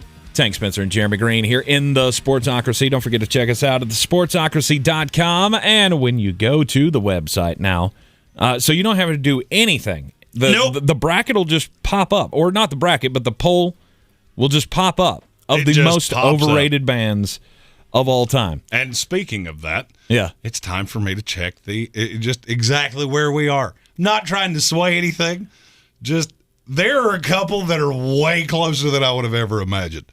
And the response to this has been tremendous. There is one band that just seems to be absolutely decleating who they're up against. It's got to be Creed. No. Nickelback? Creed is leading, but it's much closer than it was. Nickelback is leading by a lot. Of course. They were up against the Eagles, so I guess that makes sense. Of course it does. What I'm not allowed to call them the former name. The Chicks. The Chicks. They're up by a whole mess. Uh-huh. So if you want them to not advance, you should probably get to voting. Who did they get matched up against? Journey. Well, which I laughed and went, well, that's going to be a lot. There are way more lower seeds winning this than I could have ever imagined. Sure. Your Nirvana take is not going well. Oh, no. They are getting scattered, smothered, and covered by Rascal Flatts. As they should. Because, I just threw it out there because I know it's a divisive band. Lots of people don't like Kurt Cobain and the screaming and all the, the unintelligible words and, heavy music is divisive in and of itself. I knew that was going to happen. Where's Florida-Georgia line? I remember they were in a... Oh, they got it. They were in a matchup that I went, you could very easily win that. I think they wound up with Dave Matthews. They are. They're up by quite an amount. I am dumbfounded by how many lower seeds. I love this topic so much. But yeah, you go to the website, it literally appears. You'll see our faces. If you count to 5, the whole survey will come up. You can go through, vote item by item. I cannot wait till we get to the small part of this. Oh, yeah. Where there's 8, and we can really deep dive on them. And we're going to, because we're going to do. We're going to run this just like it would be any regular tournament. On Musicocracy Mondays, we are going to go full on in. I've already been working up my resumes for each of the bands that I expect to go on. I'm gonna have to do more if all the lower seeds win. Over half. Because I thought for sure that the bigger bands would win just because they're bigger bands, and some of these bands aren't even rated to be overrated. Over half of the matchups are currently either at 50-50 or within just a handful of votes on each side. 55-45, somewhere in that neighborhood. One was 51-49. So, I mean, there's been a lot of votes. We're only a day in. Tell your friends. Share it on there's a post on our Facebook that you can share on your Facebook. Your friends can go vote. You can talk about it. And then we can all be one great big happy family talking about how bad U2 is. Oh, yeah. They're your favorite, too? Huh. Weird. They're not my favorite to win this thing. Oh, no, they're not my favorite to win. They're not your favorite to win. And I'm not going to tell you. But as the person that can sit back and see all the numbers, my favorite to win is they're winning aggressively in their first round matchup. And it makes me very happy. Oh, gosh. If you watch the bracket release, you can probably figure out who I'm talking about. That's awful. It's awful. You all should be ashamed of yourselves. Nah, I think you're doing it just fine. But okay, we need some Creed love. So the Creed lovers, I need you to go vote against us advancing. And yes, I have adopted Creed as officially us. Yeah, you got to go find an affliction store or something. Is there one of those around? An affliction? Yeah, this sells bro clothes. Well, I mean, you just have to go vote for Motley Crue. Okay, the most famous thing about Motley Crue, it's all bad and has nothing to do with music. Take from that what you will. Wow. Okay. All right, let's get weird. On the weird scale, there's Vegas, there's Florida, and there's Asheville. Let's get weird, Asheville. Judgment Day has come for a woman who stole a whole bunch of money from a whole bunch of kids. It's heartbreaking. It's heartbreaking to hear that someone would steal $835,000 from a school. It's one of the things you just don't do. What do we say? Don't do crimes. Don't do crimes. Don't do crimes. Now, this person ends up getting a year in prison. 1 year for stealing $835,000 from the school. The school was St. James Catholic School in the L.A. suburb of Torrance. And the accused, now convicted and now sentenced, is 80-year-old nun Mary Margaret Kruper. And she was stealing the $835,000 for paying off her gambling debts. This is Jeremy's grandma got caught. She was hiding out in the nunnery and has been stealing money from the school for years, for 10 years, between 2008 and 2018, she stole $835,000 from this school and finally has been brought to justice, and this 80-year-old nun's going to have to spend a year in prison and pay back the $835,000. Don't know how you do that. Don't do crimes. Just okay. And if you have gambling debts, that's bad. If you can't afford to lose it, don't bet it. Exactly. Know when to stop before you start. How's that all work, though, by the way? I mean, if she doesn't have $835,000 just sitting in the bank, how the hell is she going to pay back all this money? I mean, I don't feel like you can make that much as a Walmart greeter in Torrance, California. I mean, that's a question for Asheville Police Chief David Zach, not me. Right. I've never gotten into that problem. No, and thankfully so. Thankfully so. I really like my thumbs. Wow. A zoo in Britain they have a problem. They have a slew of endangered species. Okay. Well, apparently the females, it's mating season. So apparently the females are not wanting to do that. Don't know why. They're on strike. Maybe they're just, I don't know. But they have a very interesting solution to this problem. They hired a Marvin Gaye impersonator to visit the enclosure and croon love songs. Really? Setting the mood. I don't know that that's how that works. Let's get it on. I'm gonna assume that it's not. Like, do you really think that these animals are going? I mean, I get what they're trying to do. Hey. The language of love knows no species. And I got news for you. I love Marvin Gaye. I love Marvin Gaye, too. But I don't necessarily know that it's going to work with endangered species. I don't know. If that doesn't work, then you can turn on some Barry White. If the Barry White doesn't work, maybe you can call the Dave Matthews cover band. That was Satellite. I don't know. That seems like a really weird way to try. Matthews? I don't know. That's a weird third choice. I mean, it wouldn't have been as weird if you'd said like Slayer, but Dave Matthews is a weird call right there. You're doing some angry things if you're listening to the Slayer. I mean, that's just. Okay. Dave Matthews. I don't think that would have been in my top 100. Really? No. Dave Matthews is like easy listening. It's great at like a wedding reception dinner. Okay. Apparently we see Dave Matthews Band differently. I don't know. Dave Matthews Band in our most overrated band bracket, which you can go to thesportsocracy.com and vote on. Yes, indeed. Wow. So, yeah, we'll see if that pays off for him. I mean, is this a thing that they have done before?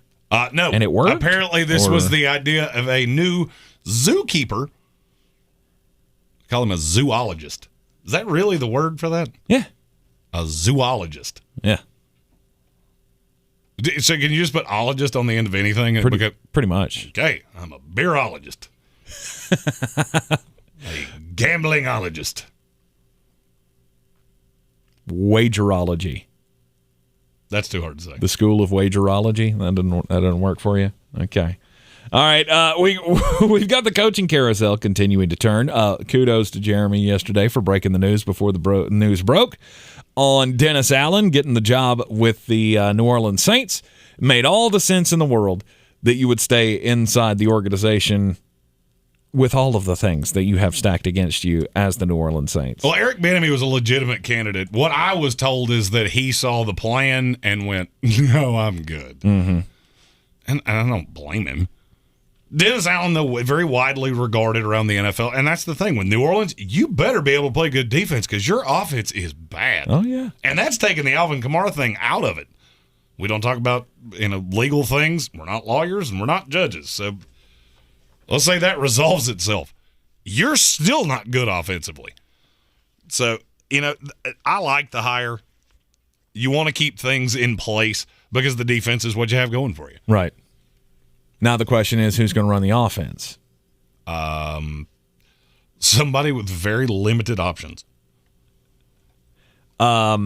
It's not going to be Eric Bieniemy, though. No. He's going back to Kansas City. I saw an article this morning like, what will Eric Bieniemy do? Will he leave and go take another job somewhere else? He's been in this job for 5 years and hasn't gotten higher. I mean, do you think that moving away from the Kansas City Chiefs and the success that they've had is going to do him any favors? I mean, it possibly could, because one of the knocks on him has been he's not the play caller. Andy's the play caller. Mm-hmm. So if he takes over the play calling role for somebody else, maybe that could help him. But is that a risk that you would be willing to take? Well, I mean, no. I firmly believe that Eric Bieniemy could have this job if he wanted it. Mm-hmm. And that's just what I have heard and me spitballing. Because they kept this around for, if you remember, I said Dennis Allen was getting this job within an hour of Sean Payton stepping down. I remember. Because that's the first thing I got told. Mm-hmm. Was this is Dennis Allen's job if he wants it. Then they warmed up to Eric Bieniemy, brought him in, and I just don't think he – at this point, if you're him, why? Right. I think that's the thing that's really underrated in talk about some of these high-level coordinators. Byron Leftwich is a perfect example. He could have had the Jaguars job. There's not an opinion. I know that definitively. Yes. He didn't want it under the circumstances that they gave him. And I'll be honest with you, I don't blame him. Now that Tom's gone, you can go back to Jackson or to Tampa Bay with the weapons you have. You're going to be able to put together a cognitive offense. And then you don't have the, well, you only did it with Tom excuse. Right. Makes all the sense in the world. If I'm a coordinator and I have one of these high-level jobs, Bieniemy in Kansas City, I'm not just taking anything. I'm going to pick and choose what I want. Right. I mean, just look, Dennis Allen's a perfect example of this. Do you realize how long he's been a coordinator? It's been a while. I mean, he's been New Orleans' coordinator for 6 years. Well, he got a shot as a head coach with the Raiders. That was 8 years ago. Mm-hmm. He's been with the Saints since. Yeah. He was a senior defensive assistant, and then he was the coordinator since. So this was his 7th year as the defensive coordinator. Okay. I know how widely regarded this guy is. He could have had other jobs if he wanted them. Mm-hmm. He's still only 49 years old. Right. He sat around and waited for this job. This is where he's comfortable, and I don't blame him. I mean, if I was an assistant in the NFL, I would be doing the exact same thing. I get we want answers now, and we want all of this to pan out the way that we want it, regardless of where you stand on the coaching situation around the league. But why would some of these coordinators take these jobs? Why would you want to be the sacrificial lamb? I don't. I want to go to a team that's got a shot to win. I'm not taking a job just to take a job. Right. And that's what I think a lot of people struggle to understand. I think that's what a lot of people believe. A lot of people believe that it's better to be a head coach for a bad team than it is to be a really good coordinator with a really good team. And I can tell you right now, the narrative around the league is that's not true. No. Because if it goes really badly, Josh McDaniels, perfect example. Mm-hmm. The stink of Denver lasted for 10 years. He had interviewed a few times in terms of getting to the offer stage. Happened one time with Indianapolis, and he looked at it with no quarterback, with not having a quarterback in the building, and backed out. Yep. And went, nope, can't do that. Can't go Tim Tebow to Jacoby Brissett, or I don't remember who else was on that roster at the time. Nope, can't do it. Right. Could have done it with Andrew Luck. Can't do it now. Mm-hmm. And that makes all the sense in the world to me. That's why I never understood why Houston would fire David Culley. You're going to go through the same exact problem that you had a year ago. Nobody won't take this. Mm-hmm. Jacksonville, same thing. I've heard people revere the Doug Peterson hire. No, he was the guy that said yes. From what I've been told, and if you've listened to the show for any period of time, you know that Florida is somewhere that I'm reasonably well connected. Mm-hmm. He was, at best, their 4th choice. Oh, but he was the first one to interview. Yeah, because he was unemployed. Right. You can't interview employed coaches during the season. Yeah, and I'm not really sure that you could you could have an advertisement for an open job like that and not at least give the invitation to interview to a guy who's won a Super Bowl already. Doug Peterson coming to the Jacksonville Jaguars, to me, it makes this situation seem a little better. But even all right, so think about a guy like Bill O'Brien. Mm-hmm. Bill O'Brien's a college offensive coordinator. Money is, I'm sure he does fine. Yeah. It's nowhere in the ballpark of head coach money. He looked at Jacksonville and went, no. I will take a college job a year from now and hope I can get back into the league. Yeah, because he knows he's not getting another shot. He wouldn't get another shot if he went to Jacksonville and it stunk on ice for 4 years. The number of coaches that got a third shot where neither of the first two went well is very sparse. Of course. And why would you expect, why would you take the job? Why would you want the job? And on the other side of it, I mean, you hire the best guy available. And that's what I feel like Jacksonville did. I feel like Doug Peterson was the best guy that would take – okay, not the best guy available because Byron Leftwich was that guy. But he was the best guy to take the job. Right. He was the one that said yes. That's why I phrased it that way. Right. And now – I mean, I'm sure there's plenty of guys that would have said yes. If they'd offered it to me, I might have said yes. Yeah. I didn't have a whole lot of other options. See, Byron just absolutely refused to work with Trent Baalke. And he's not the only one. No, he's not. And I feel like Doug was about to say no, and then he got them to agree to add more staff. There was certainly a concession. Yeah, you put more buffer around between me and Trent, and I'll come take your job. That's why they're hiring an executive vice president of football operations, and they're hiring an assistant GM. He's brought in Mike McCoy now to be the offensive coordinator under him. So you've got, you're building guys there who have an idea of how it's supposed to work, and maybe with a little bit more buffer and not just having that bare bones of it's me, it's Trent, and it's Shad. We need more voices in the room to tell y'all that y'all are dumb. Now, that's how I read it. If you want to see a coach that's doing it the right way, look at Brian Daboll's staff with the Giants. Yep. I can't tell you that this is going to work. I can tell you if it does work, it's not going to be because of a first-time offensive coordinator. Mm-hmm. That staff is incredibly good. He just brought in Wink Martindale to be the defensive coordinator.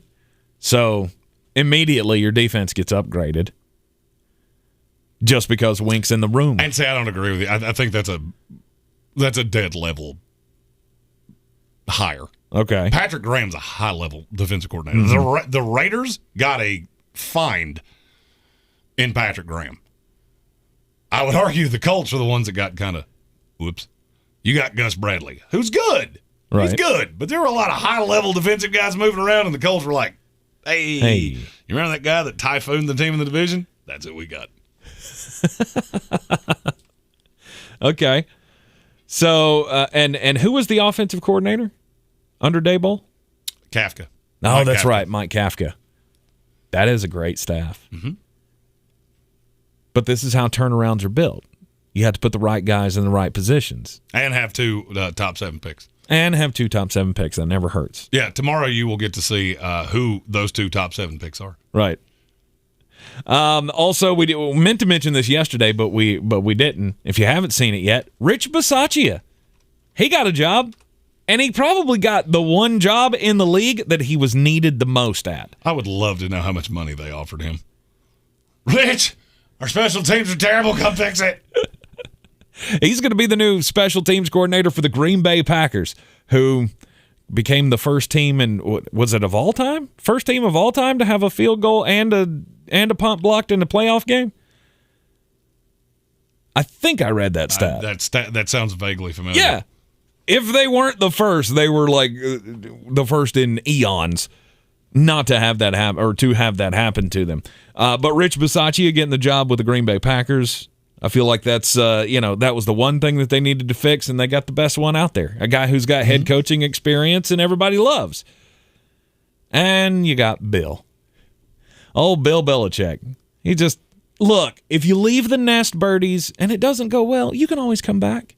You can always come back and crash on my couch. You can have Joe Judge as an offensive assistant. Right. Ooh. Just like Matt Patricia did. When old Pat Patricia lost his job with the Detroit Lions, he came crawling back to Bill. And looks like former Giants head coach Joe Judge doing exactly the same. If there was any other head coach in the league that went, I am not going to hire coordinators, they would be laughed out of the building. Uh-huh. I've never understood why Bill gets that pass. Super Bowls, I guess. All with Tom. Okay, they were all with Tom. Mm-hmm. Tremendous. No, Josh McDaniels leave. Not hiring an offensive coordinator. I'll bring in offensive assistants, and I'll wear my hoodie, and I'll be angry in press conferences.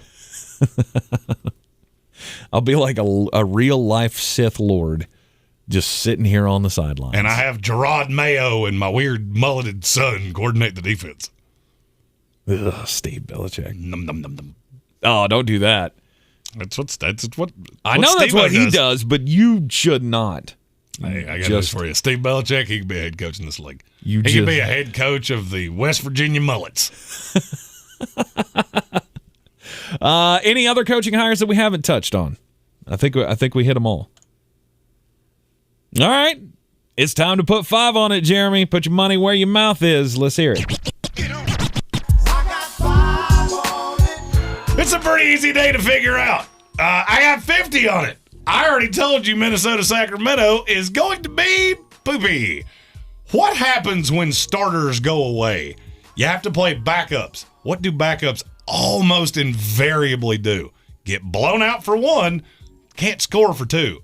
I have 50 on it, under 232 between the Minnesota Timberwolves and the Sacramento Kings. I've also got 50 on it, under the 226 between the Indiana Pacers and the Atlanta Hawks.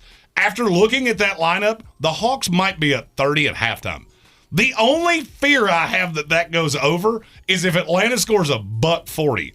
Because I do not see any way what Indiana is throwing out there is going to score over 100 points. Now, if you're playing DFS in the NBA, probably a good night to play Chris Duarte because his usage rate is going to be rather high. Finally, I got 25 on it. LSU takes on Texas A&M. This is one of those where odds makers haven't been paying enough attention.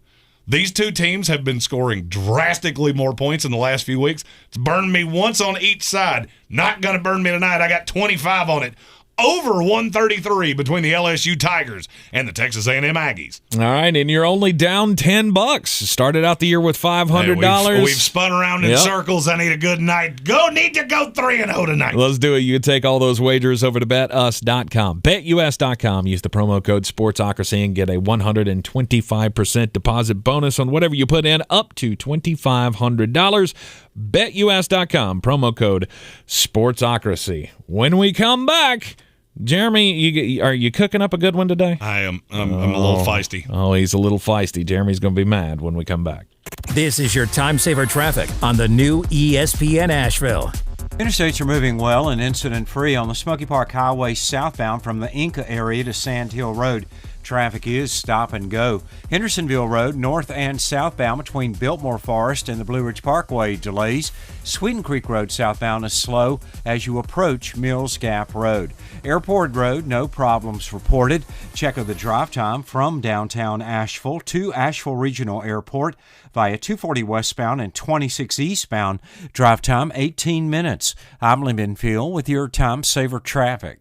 This report is sponsored by Dairy Queen. DQ fans, Valentine's Day needs no reservations. Just a DQ Cupid cake. It's got a layer of red velvet cake blizzard, cake pieces, and cream cheese icing. And it's the perfect size for two. So head to DQ and make the DQ Cupid cake the centerpiece of your celebration. Only at your DQ. Happy tastes good. If you suffer from chronic joint pain, don't assume that steroid shots, pain pills, and surgery are your only options. You can now get real, lasting, life-changing relief from QC Kinetics. QC Kinetics is the nation's leader in using biologic therapies to repair damaged tissue in your aching joints. This advanced, unique treatment protocol uses natural biologic agents, mostly from your own body. These powerful, highly concentrated growth factors are put directly into your affected joint, going to work to soothe the inflammation and restore damaged tissue. A truly regenerative treatment. Finally, a new, different, highly successful approach to dealing with joint pain.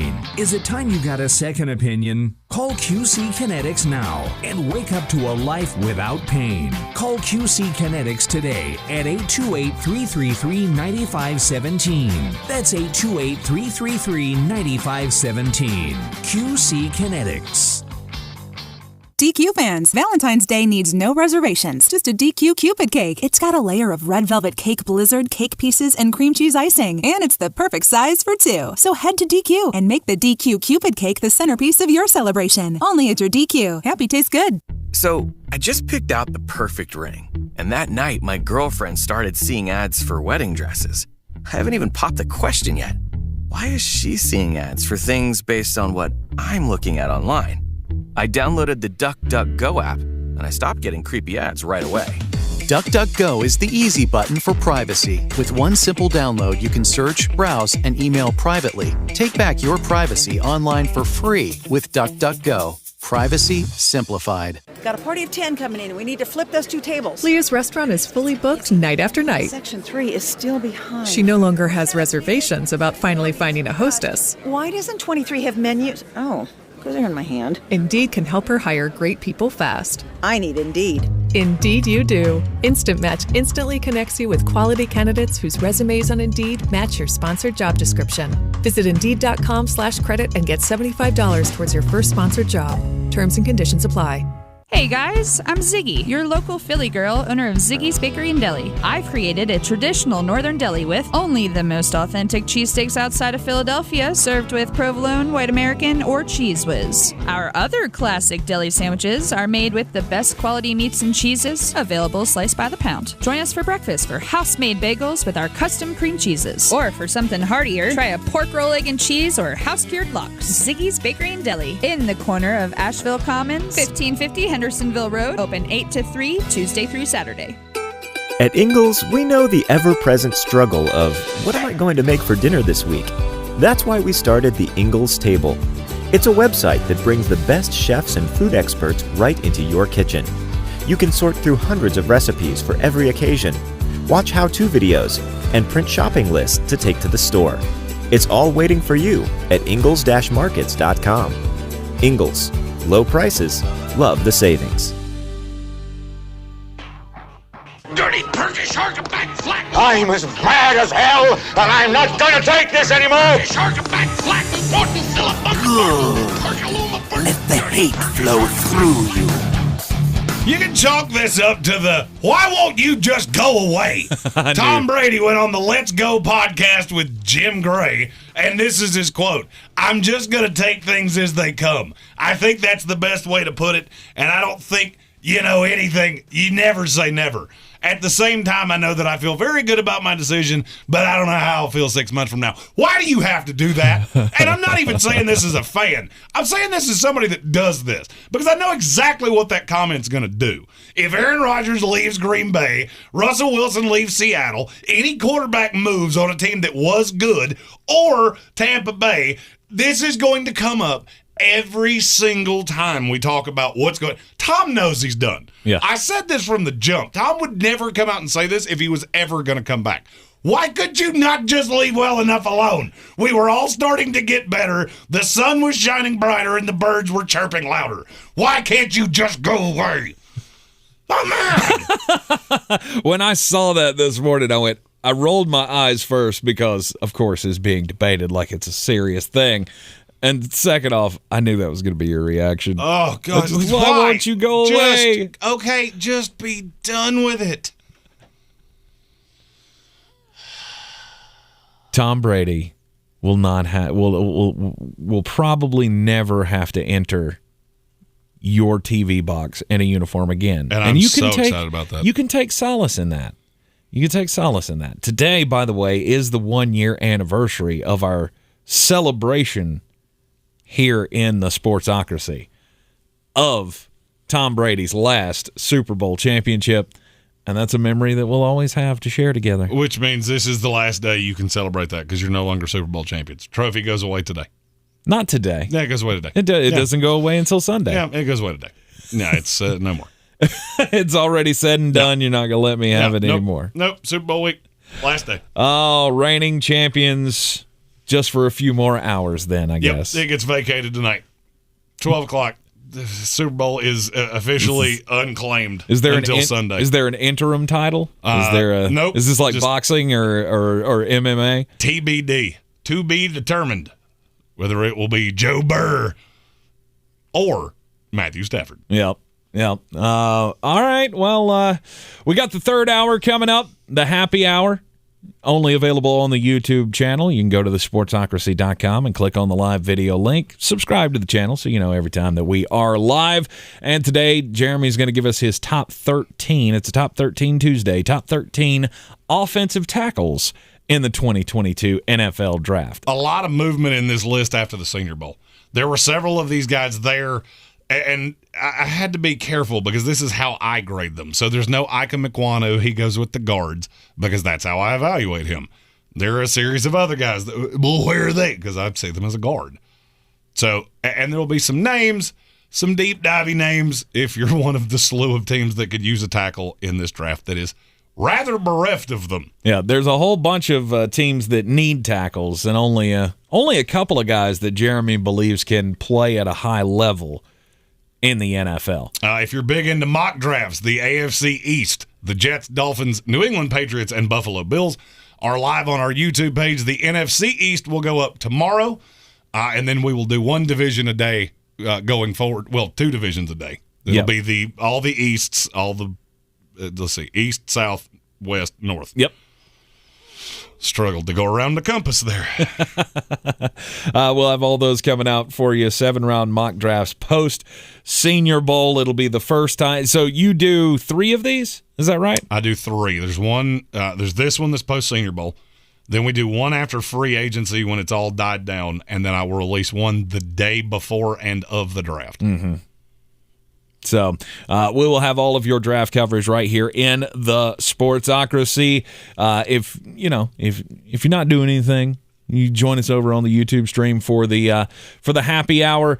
If not, enjoy all of the sports viewing tonight. We got NBA basketball. We got college basketball. We still got the Winter Olympics. You missed a heck of a run by Eileen Gu yesterday in the women's skiing. Had a lot of fun watching that last night. And, this just came across the wire. NASCAR TV ratings for the Clash, 3.5 million people. That's something next to those NFL numbers. The 100 million, 50 million average. Yeah, actually. But it was still good for NASCAR. Oh, it was absolutely good for NASCAR, and that's the most watched Clash that we've had since 2016. That's an impressive number for a race that doesn't count. Indeed, it does not count, but it was. I think it counted for everybody who tuned in because everybody was thrilled with it.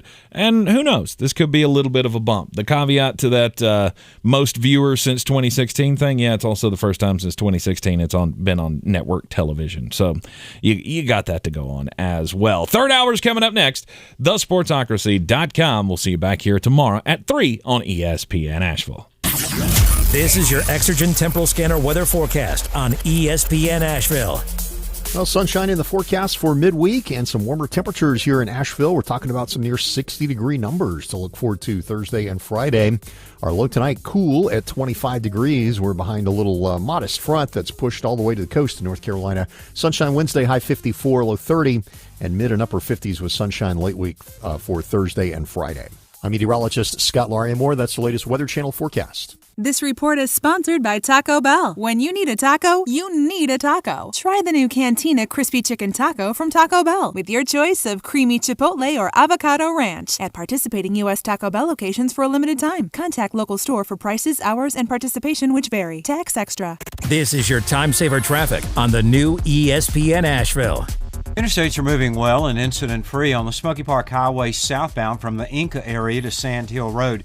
Traffic is stop and go. Hendersonville Road, north and southbound between Biltmore Forest and the Blue Ridge Parkway delays. Sweeten Creek Road southbound is slow as you approach Mills Gap Road. Airport Road, no problems reported. Check of the drive time from downtown Asheville to Asheville Regional Airport via 240 westbound and 26 eastbound. Drive time 18 minutes. I'm Lyndon Field with your time saver traffic.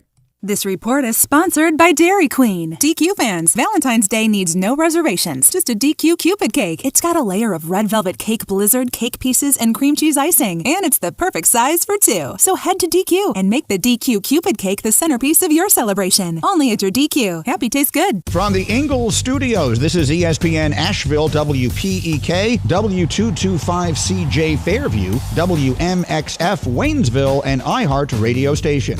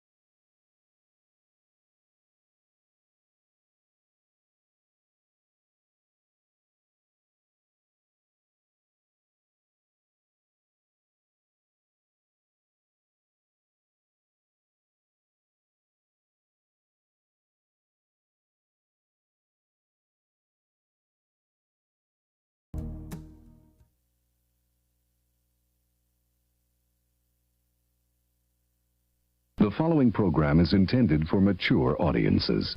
A democratic republic of sports. The Sportsocracy with ESPN Asheville hosts Tank Spencer and Jeremy Greene. And welcome back into the Sportsocracy. I'm Tank Spencer. Jeremy Greene is alongside, and it is a happy hour Top 13 Tuesday to all of you, as we will talk about the top 13 offensive tackle prospects selected by Mr. Jeremy Greene here in the Sportsocracy.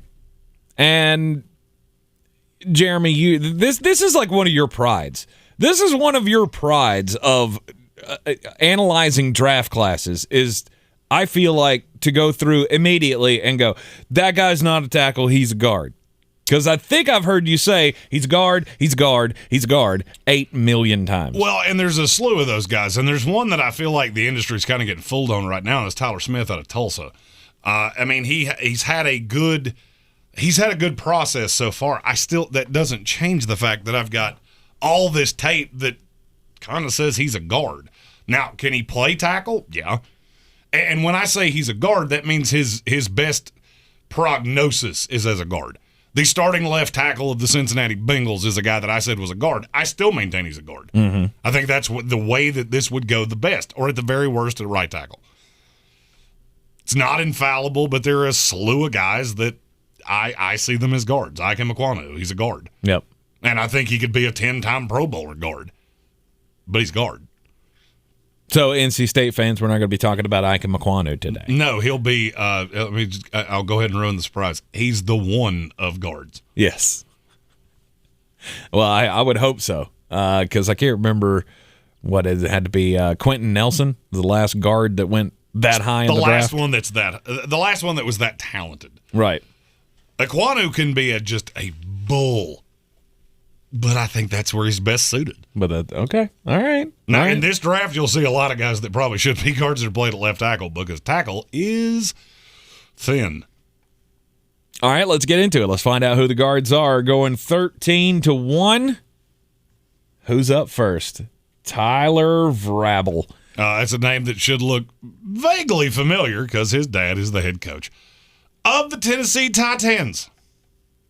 Tyler Rabble out of Boston College. What do you like about him? Well, the thing about him is he's a better pass blocker than a run blocker. He is a developmental tackle. He probably starts at guard, but I think his ultimate landing place will be at tackle. He's 6'5", about 310, better pass blocker than he is run blocker. That's one of those things that kind of lends to, I think he can be a serviceable guard. His future is at right tackle. He's very fluid. You can very much tell that his dad is, a longtime player in this league, that he understands how this league works. He's got really good feet, really nimble for a guy that's that damn big. Problem is, and I said this with the team that drafted him, there are times that I feel like his hands and his feet are operated by different parts of different brains. Because if his feet are good, usually his hands are off. If his hands are good, his feet are off. It's just a developmental thing. There wasn't a lot to love about Boston College's offense. I don't know that he was getting the best instruction. I do think he'll go into the NFL. And just so you know, no, his dad did not draft him in my mock draft. But you'll hear me say this term a lot. In a phone booth, he's phenomenal. Mm-hmm. Problem is when you get him out in space, because like I said, sometimes his hands and his feet don't communicate with each other at a high level. Okay. Next up at number 12, you got Bamadeli Olaseni. Yeah. This kid will certainly start at guard, but I think he will ultimately he reminds me of Trent Brown. Because what I see from him on tape is he's not a very good pass blocker. And that's what I have a team that I'm not real fond of taking him, and he's a project guy. But I can't teach you to be 6'8", 350, which is exactly what he is. Mm-hmm. And he's not a plodding 350 either. He's rather mobile for his size. He just needs to be refined. It's very obvious that he didn't play in a pro-level offense. Utah had a gimmicky, fluky-ass offense. And so he's going to need to get in, really hit the weight room. I think he would serve himself to lose a little bit of weight. But he is a terrifying-looking individual that there's just not many people that are that big that can move that way. And I think ultimately he will nest. He's one I think could be a left tackle. It's just going to be really developmental. Right. Okay. I feel like, as offensive tackle or as just offensive line in general, the most underrated of all the prospects. By the average fan, yeah, because you can't have them on your fantasy team. Mm-hmm. They don't score points for your fantasy team, but they're very, very important. And, some of these guys are like, I'll use Olaseni as it's a 4th-round pick. 4th, 5th-round guy that probably, if you see him on a field, will probably be at guard or because somebody got hurt. That's in the meantime. Mm-hmm. Now, 2 or 3 years from now, he could be a high-level starter that's opening gigantic-ass run lanes for your favorite running back. There's a reason we kind of tuck these in between the overly consumable positions. I was going to say the star positions on the team. At number 11, Obinna Eze out of TCU. This is about as raw of a player as you'll ever see me grade this highly, because I'm not sitting here telling you there's not a lot to like from the tape. There's a lot to like from the body build. He's 6'8", 325, and moves like he's about half that size. He does have really good feet. Technique sucks. And you get him out in space, it is bad. This is not the power O lead blocking, get him out in space guy. This is a guy, he reminds me of George Fant that plays for the Jets. And I don't know this to be the case, but I feel like he probably did not start as an offensive lineman because he's got tremendous feet. But it looks like he just learned how to play this position about 15 minutes ago, and it shows. Really good pass blocker. This is a guy that I don't think he ever plays a down at guard. He probably comes in as a 6th, the swing tackle. You see him at the goal line. I won't be shocked if this kid catches a pass at some point in his life because he's just that damn athletic. Leverage can be a little bit of a problem, and he's just not very consistent. But it's very telling that he hadn't been playing tackle for 10 years. I can't tell you his life story, but I can tell you just by watching him, there's no way this kid's been doing this his whole life. Probably started somewhere else. Then he got to be a mountain and couldn't play anywhere else. Right. So I think there's a lot of raw there. Really good offensive. This is a guy that I'd love to see the Bengals wind up with Frank Pollock to polish him. Okay. Because I think he could start right tackle immediately. You might need that running back behind him, and you might need to understand that he's going to need help from time to time. But if you develop this kid, he could be special down the line. Yeah.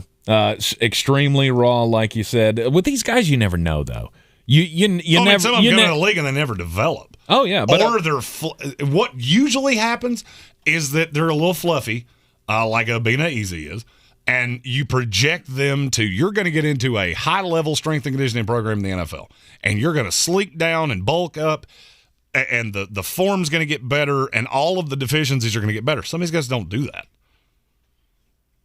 Just because you're that big does not mean you're going to be a good blocker in the NFL. Right. It sure as hell doesn't hurt. But you just never know. I mean, some guys will have that backstory of they'd never even thought about playing football. They were basketball players until somebody found them and said, "Hey, you're a big old boy. You can play the offensive line." And when you're as gifted by God as Obinna Eze is, or Braxton Jones, for that matter, he's your number 10 in this class from Southern Utah. This is a kid that I really wanted. He dropped after the Senior Bowl. It was not a good week for him. The strip sack on Sam Howell, he gave it up. But the week of practice, he was really good. My fear with him is that he looks really good in a pair of shorts. And then you get him against high-level NFL competition, and it just all goes to hell in a handbasket. The thing that you'll notice about him, he's very, very smart. I mean, ridiculously smart. Very crafty with his hands. Yeah, you got a little bit of a bend problem, He does not love being bull rushed, which is weird for a guy that's 6'7", 305. Very nimble. The level of competition's the problem. He's got the nasty streak. Now, I will say that nasty streak tended to happen against 250-pound Southern Utah competition. Mm-hmm. You don't see a lot of those guys in the NFL. But I do think he projects as a left tackle down the line. I have him as about a third-round pick now. Most drafts, he would probably have fallen into that day 3 category, but there's so few no-doubt tackles in this that I still think he probably ends up going to the back end of day 2. Back into day 2 for He's Braxton also one Jones. that wouldn't shock me if he ran some dumb number at the combine. Like, hey, this guy's 6'7", 310, and he ran a 4.95. That athletic? He's a very athletic kid. Okay, all right. I mean, that's a whole lot of momentum to get working in your to try to get working in your favor, especially for a 40-yard dash like that. All right, at number 9, Luke Godecki. Luke Godecki from Central Michigan. Central Michigan loves to just churn out high-level offensive linemen, and this kid's going to be one in the line. The thing that's going to get him, he's the second best tackle on his own team because he played with Bernard Raymond. Mm-hmm. So Godecki's a little bit more of a project, but he is a gigantic human. And he fits. See, to me, he's one of those guys that could go into a San Francisco or the Jets or now Miami that run this heavy zone blocking scheme. And at worst, he's going to be a really high-level right tackle. He projects to me as a left tackle. Where he's going to get dinged is he's got just little itty-bitty T-Rex arms. So he's 6'5", but he doesn't quite have the reach. Yeah, 33 and 1/8 inch arms. For posterity's sake, mine are 34 and a half, and I'm 6'4". Okay. So he's got really little bitty arms. All right, Luke Godecki. That's why you'll hear some people say he should play guard. He's crafty enough from the tape that I've seen. Now, granted, level of competition, be remiss if I didn't point that out. He's smart enough, I think, to get around that. Mm-hmm. The big drawback on him is he's a much better run blocker than he is pass blocker. So I'm afraid that if you put him in the wrong scenario, like say you put him in Kansas City, well, he's not overly usable. They pass constantly. But now this is a kid, I'll tell you a team that he would fit really nicely with, the Baltimore Ravens. Okay. He would fit quite nicely with the Baltimore Ravens. Just as a backup? No, I think he'd be a starting right tackle immediately. Oh, okay. Not overly sold on Ali Villanueva if you well, I mean, you didn't know that. It's hard to be after this past season. Well, he also got thrust into a left tackle position that he was not prepared for. Mm-hmm. He didn't look that good. Nope. I'm your Huckleberry. Classic Clay said his music vote is in. There have been a lot of responses to this. It's been, to be honest with you, it's been more than I thought there would be in the first day. Really? Anybody want to take a stab at who is getting the most decleated right now? Who's gotten the most votes of any band? Creed. It's not Creed. Florida Georgia Line. Nope. I'm telling you right now, it's one that you wouldn't suspect, and there are a lot of people like, how did you put them in? They are getting, I mean, they're killing. Okay. All right. Well, now I got to get my list. It's one that we got kind of hammered for, and now granted, they didn't get a great matchup. But I'm shocked because the band they're up against was said a lot. Classic Clay said Nirvana. It is not Nirvana. As a matter of fact, I'll go one step further. Nirvana is getting demolished right now. Nirvana's not going to be in the second round. Good. Unless something drastically changes. Was it Green Day? Nope. Led Zeppelin? Nope. Lincoln Park.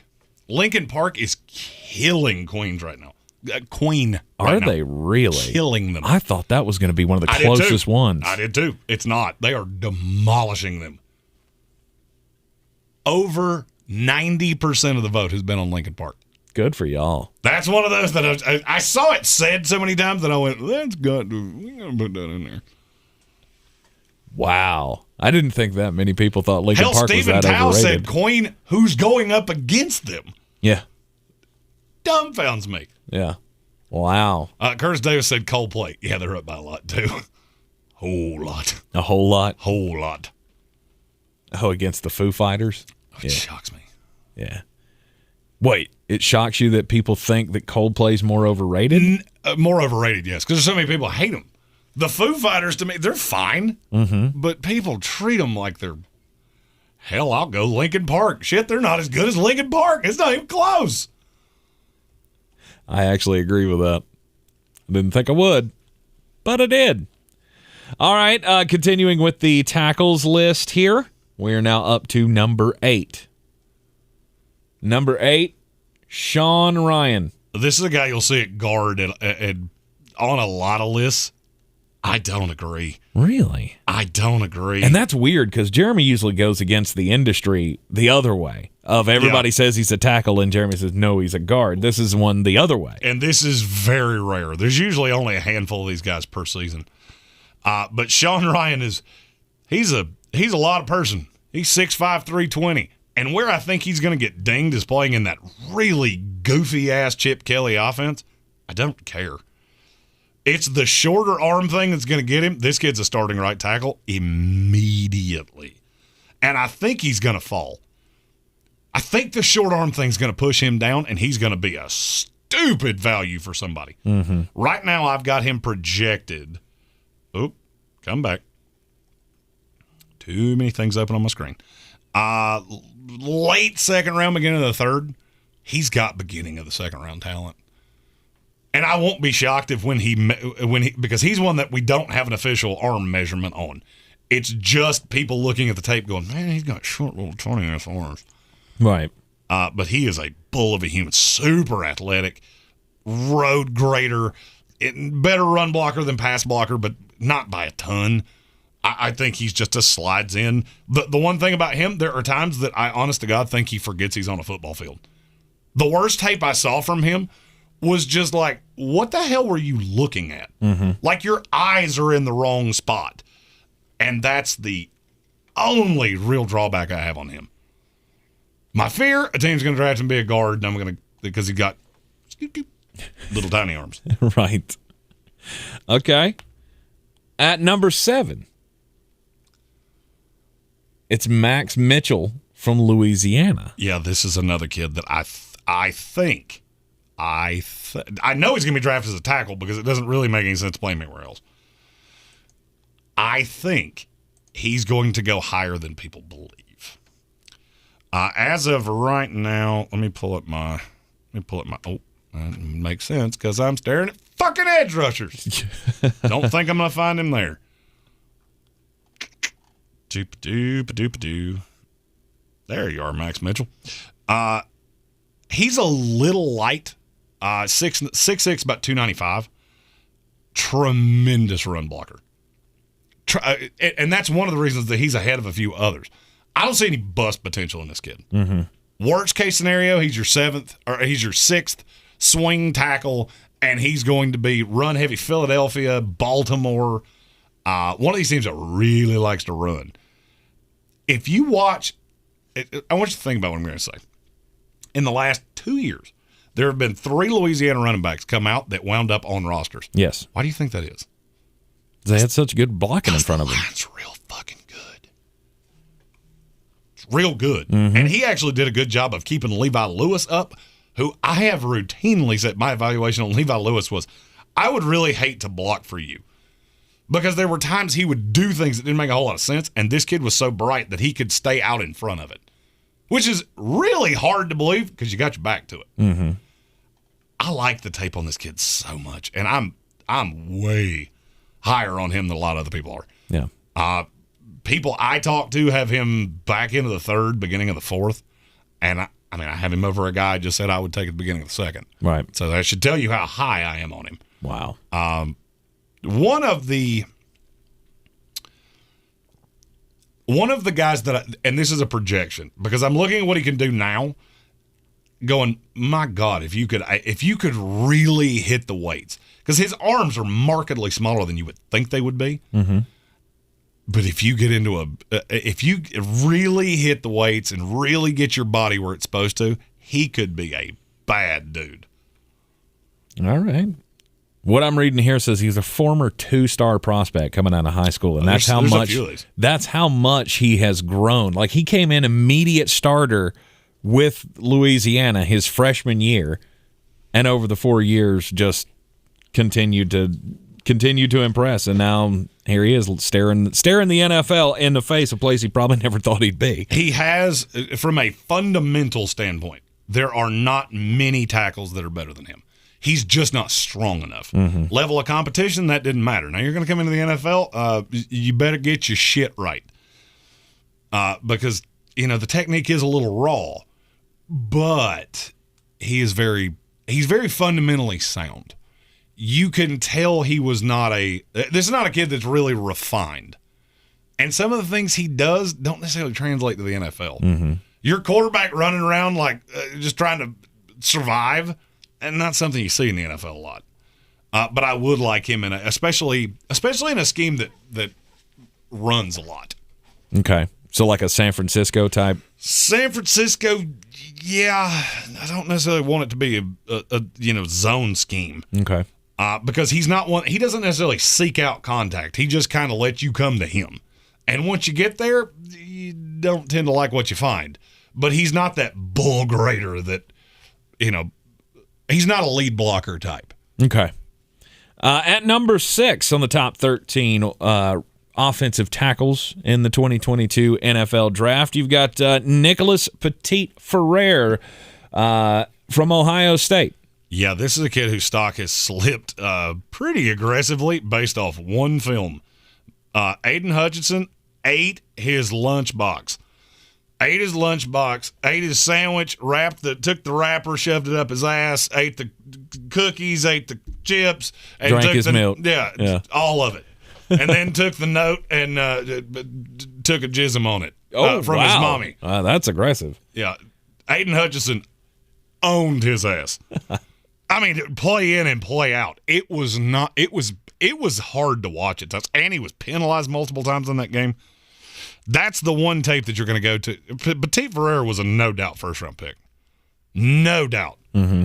And then you watch that tape and go, that's the best pass rusher you faced, and he absolutely demolished you. Now, this kid's strong as hell. I mean, this is one that might blow the combine out on the bench press. Yeah. I will be stunned if he's not top 3 among tackles in the bench press. But that's one of the things that scares me. I watched a speed rusher dominate, or not a speed rusher dominate. It's not like Aiden Hutchinson's the fastest guy in the world. Mm-hmm.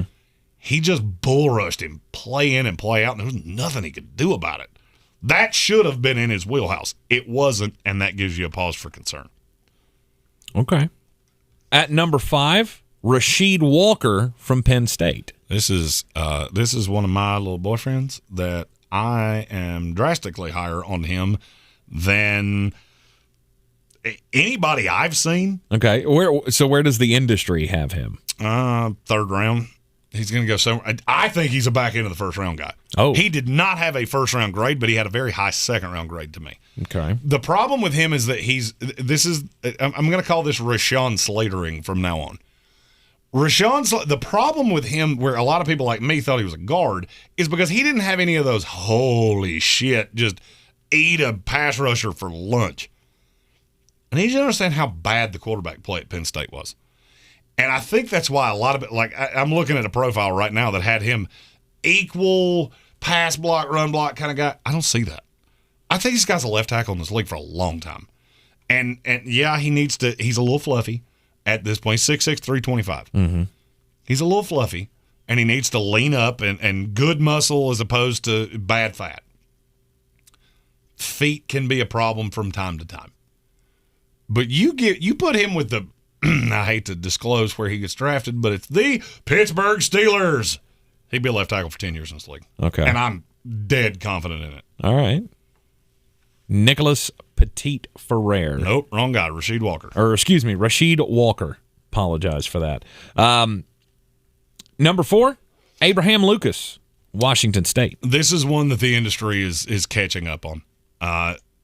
Another one that plays in a gimmicky-ass offense, and it kind of hides what all he can do. He might be the tallest lineman in this draft, and he is a A-plus pass blocker. I love this kid with the Indianapolis Colts. Couldn't get away from it, and I'll just go ahead and tell you, if you're a Colts fan, that's who your first pick is, because you picked in the second round. Okay. I think he would immediately step in and be their left tackle. This would be what you thought Eric Fisher was going to be last year. Now, does he do you a lot of favors in the run game? No, that's something he's going to have to work on. He's going to have to develop that mean streak. But you put him in space, spread, teams full well knowing you're going to throw it. Didn't matter. But played against Thibodeau, that was one of the – and I'll be honest with you, the tape against Abram Lucas is one of the ones that people use against Kayvon Thibodeau. And that's the kid that a lot of us think is the most talented player in this draft. And he just handled him. I mean, I'm not going to say he handled him, but he had a good game against him. It was one of those where Kayvon Thibodeau went completely silent for an extended period of time. I like this kid a lot.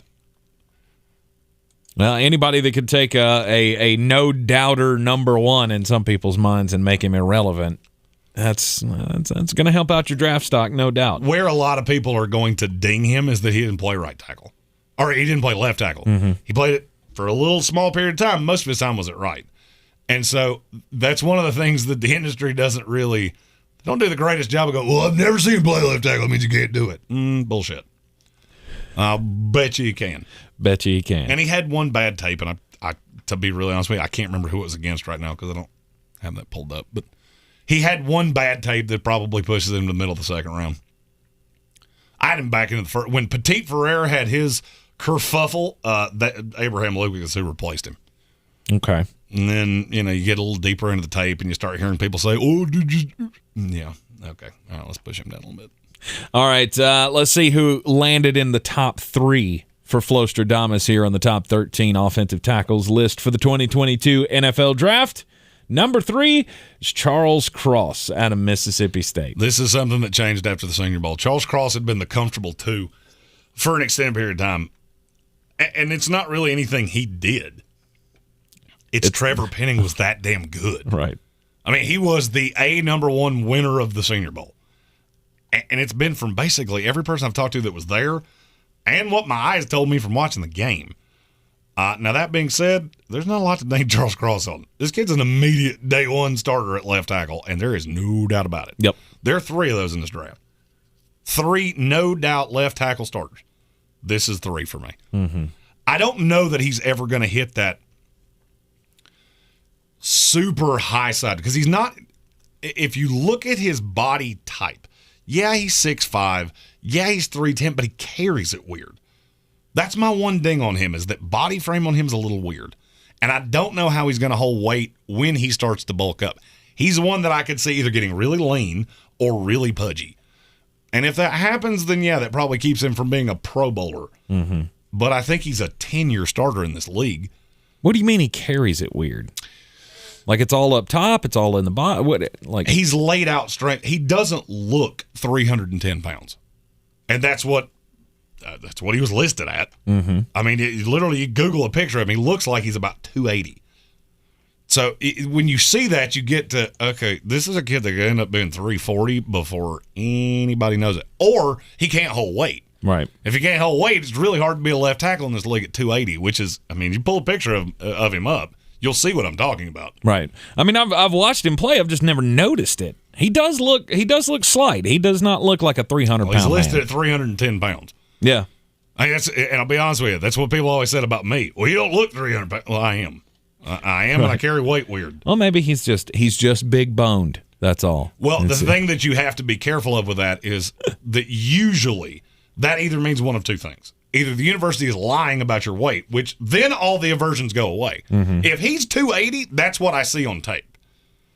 And now I can bulk you up and, yeah, okay, all my aversions are gone. But that's the thing. Even though he doesn't look that big, have you ever seen him just get blown away?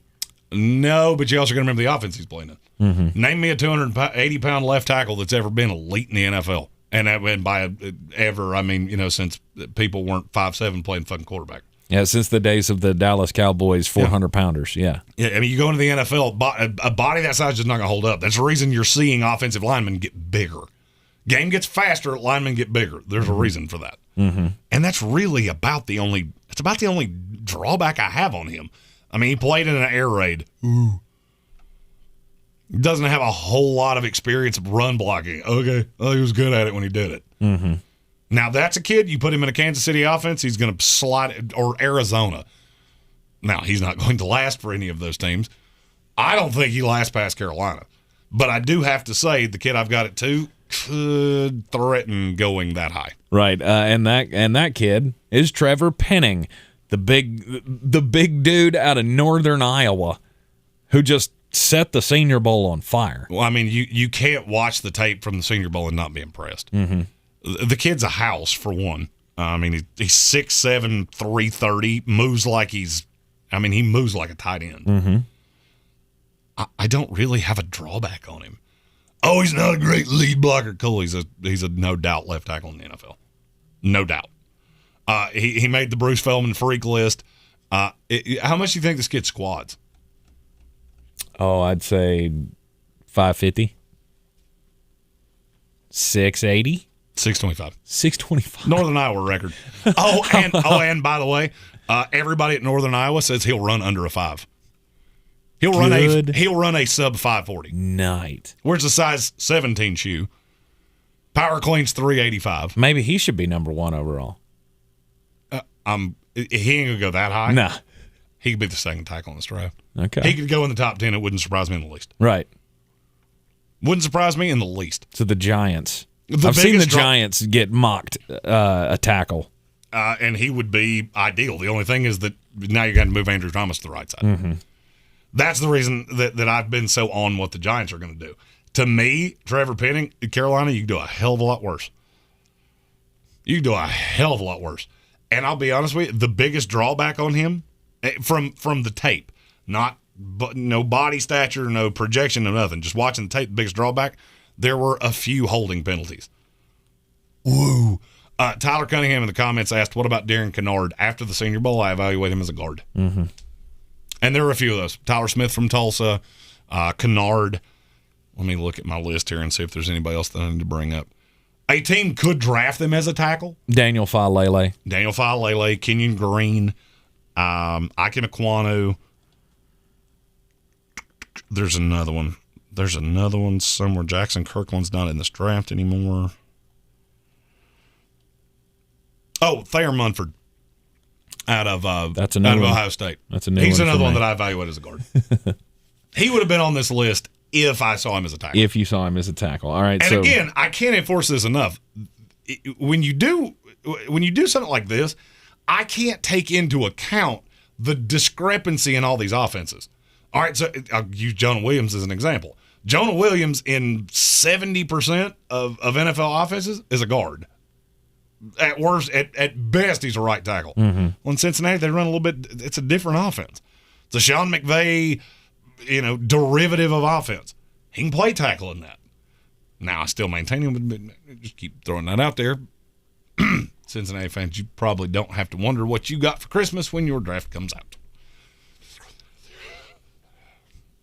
All right, and number 1. That brings us to number 1. It's Evan Neal. And I'll be honest with you, if he's not your 1, you're fucking doing it wrong. Yeah, Evan Neal out of Alabama. He's one of the best recruits that Alabama's ever had, and he's done nothing but show you since he's been at Alabama that he is going to be a dominant force at the next level. The fear I have with him is what I always say about Alabama players. Very few of them come to the league and get better. Mm-hmm. From a technique standpoint, he leaves some things to be desired. Now, he eats lunch boxes regularly of guys that are going to play in the NFL. I've seen some speed rushers get to him. I'm afraid that's how, because I do think he's going to go number 1 to Jacksonville. Mm-hmm. I cannot, or to, not Jacksonville. Jacksonville. Yeah, to Jacksonville. Yeah, it's to Jacksonville. Because I can't see a path that they take one of the edge rushers. I don't see it. He is the safest player in this draft. I know what he's going to be. At worst, he's a few-time Pro Bowler left tackle or a 10-time Pro Bowler at right tackle. That's That's the worst case scenario for this guy. Yeah. My fear is that he will be a day one starter. There will be a very, very high expectation of him. And if he doesn't live up to it, because this guy goes number one. Eric Fisher was not bad. There seems to be a revisionist history. Eric Fisher was not bad. He just wasn't a number one overall player. This draft class is strikingly similar to the same year that Eric Fisher came out. And I could see him having a similar career. That's the low side. Other thing, weight. His weight fucking terrifies me. Kid hit almost 400 pounds at IMG. That was at 18 years old. Mm-hmm. So the weight does make me a little nervous. Other than that, I mean, just the sheer tape. Okay, so he got eaten by speed rushers a few times. Whoop-de-fuck. Well, you think this is somebody that they're going to have to stay on top of 100%. About his weight management? 100%. 6'6", 360 is what he listed at. Yeah, he's just like Mekhi Becton. If you're not careful, it'll be 400 pounds. Mm-hmm. And I can tell you this, Alabama stayed on him about his weight weekly. You're going to have to, and here's the thing, when you're built like that, I mean, you eat more than the average human does. Mm-hmm. Sorry, he's not living off fucking cucumbers and carrots. So, yeah, it's easy to let your weight slip up a little bit. That's really about the only thing that makes me nervous with him. Yeah. I don't see the super, super high side. I mean, I don't see a Joe Thomas in him. But I see a Jordan Gross in him. Bringing it back to Carolina. That's pretty damn good. I think that's his floor, to be really honest with you. Okay. And most teams, if you're picking at one, they'd sign up for that all day. Hell yeah. I would definitely sign up for that. If I were a Carolina Panthers fan, I'd really be hoping that they go for one of them edge rushers and maybe he'll fall. Yes, but that's not going to happen. He is not getting past the New York Giants. His drop dead spot's 5. Yeah. And there's just no doubt. If he somehow were there at 5, okay. Yeah, we'll happily take him to 5. I'll be honest with you, I don't know that the Jets would let him go by. Y'all need a tackle? It depends. Is Mekhi Becton going to be alive? He played 9 plays this year. Well, I mean, you can't help injuries. Oh, you mean a 4-week injury? It was supposed to be a 4-week injury. He didn't play another down? Yeah, that's a problem. Oh, it was only supposed to be 4 weeks? I don't remember that. That was a 4-week injury. He didn't play another down all year. Huh. You know why? Because he was fucking fat. Oh, is that why? Mm-hmm. He was overweight. He's overweight, and he could not heal. The schedule got off, and he just never came back. That is the cautionary tale of these gigantic humans. Mm-hmm. If the weight goes on the wrong side, I mean, now you're talking about carrying 380 on a knee that's hurt. How do you think that's going to take more time or less time than the average person? Oh, it'll take more time. There you go. Absolutely. That's what happened to Mekhi Becton. He couldn't walk. I mean, he hurt his knee, and every time he walked, he was re-aggravating it. Mm-hmm. That can be a problem. Absolutely. Jeez. Kelvin Joyner asked, thoughts on Luke Tenuta out of Virginia Tech. He's a barn. That's my biggest thought on him, is he's a barn. And there are not many barns in this world. Now, he's not my favorite of the Virginia Tech linemen. A guy that will be, there's a kid named Lecticus Smith that's a guard out of Virginia Tech that I'm super high on. Mm-hmm. I'm trying to get to there it is. I have Tenuta as about a late 6. In my mock draft, I think he went. What I'm trying to find is where he went. I'm not seeing him. When you separate them by team, it's kind of a bitch because I can't go, hey, where'd you go? Got to scroll through 9 pages. Right. The good of him's real good. The bad of him's real bad. And so he needs to just kind of average that out. You know, if he could be 80% of the good at all times, then yeah, he could. I think he's a depth guy in the NFL. He's a whole mess of human. But he's also better in space, that's probably what gets him drafted, is that he is a guy that I could see in that San Francisco kind of zone offense where he's real big and he's good in space. He's not one of those in a phone booth guys. So, I mean, I think I said that poorly. It's not that I'm down on him. He's just he's a later depth piece. Curtis Davis asked about Dare Rosenthal.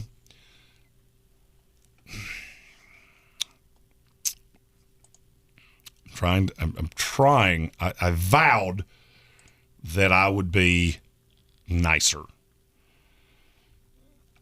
I like Dario Rosenthal.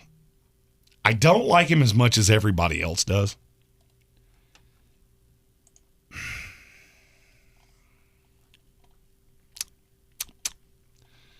Trying to think of the most judicious way to say this. There is some tape on him that, yes, he looks like he could be a guy that could come into the league and be valuable. There is other tape on him where he doesn't look draftable. And I don't know if that's because of the system. I mean, Kennard has some less than ideal tape. He doesn't have anything like this. And Rosenthal's, there's why I can't find him. Let me just close that tab, because that's serving to be a pain in my ass. It's like I keep seeing, but why? No way, damn it. By the way, I did find it. You had Minnesota Vikings getting Luke Tenuta.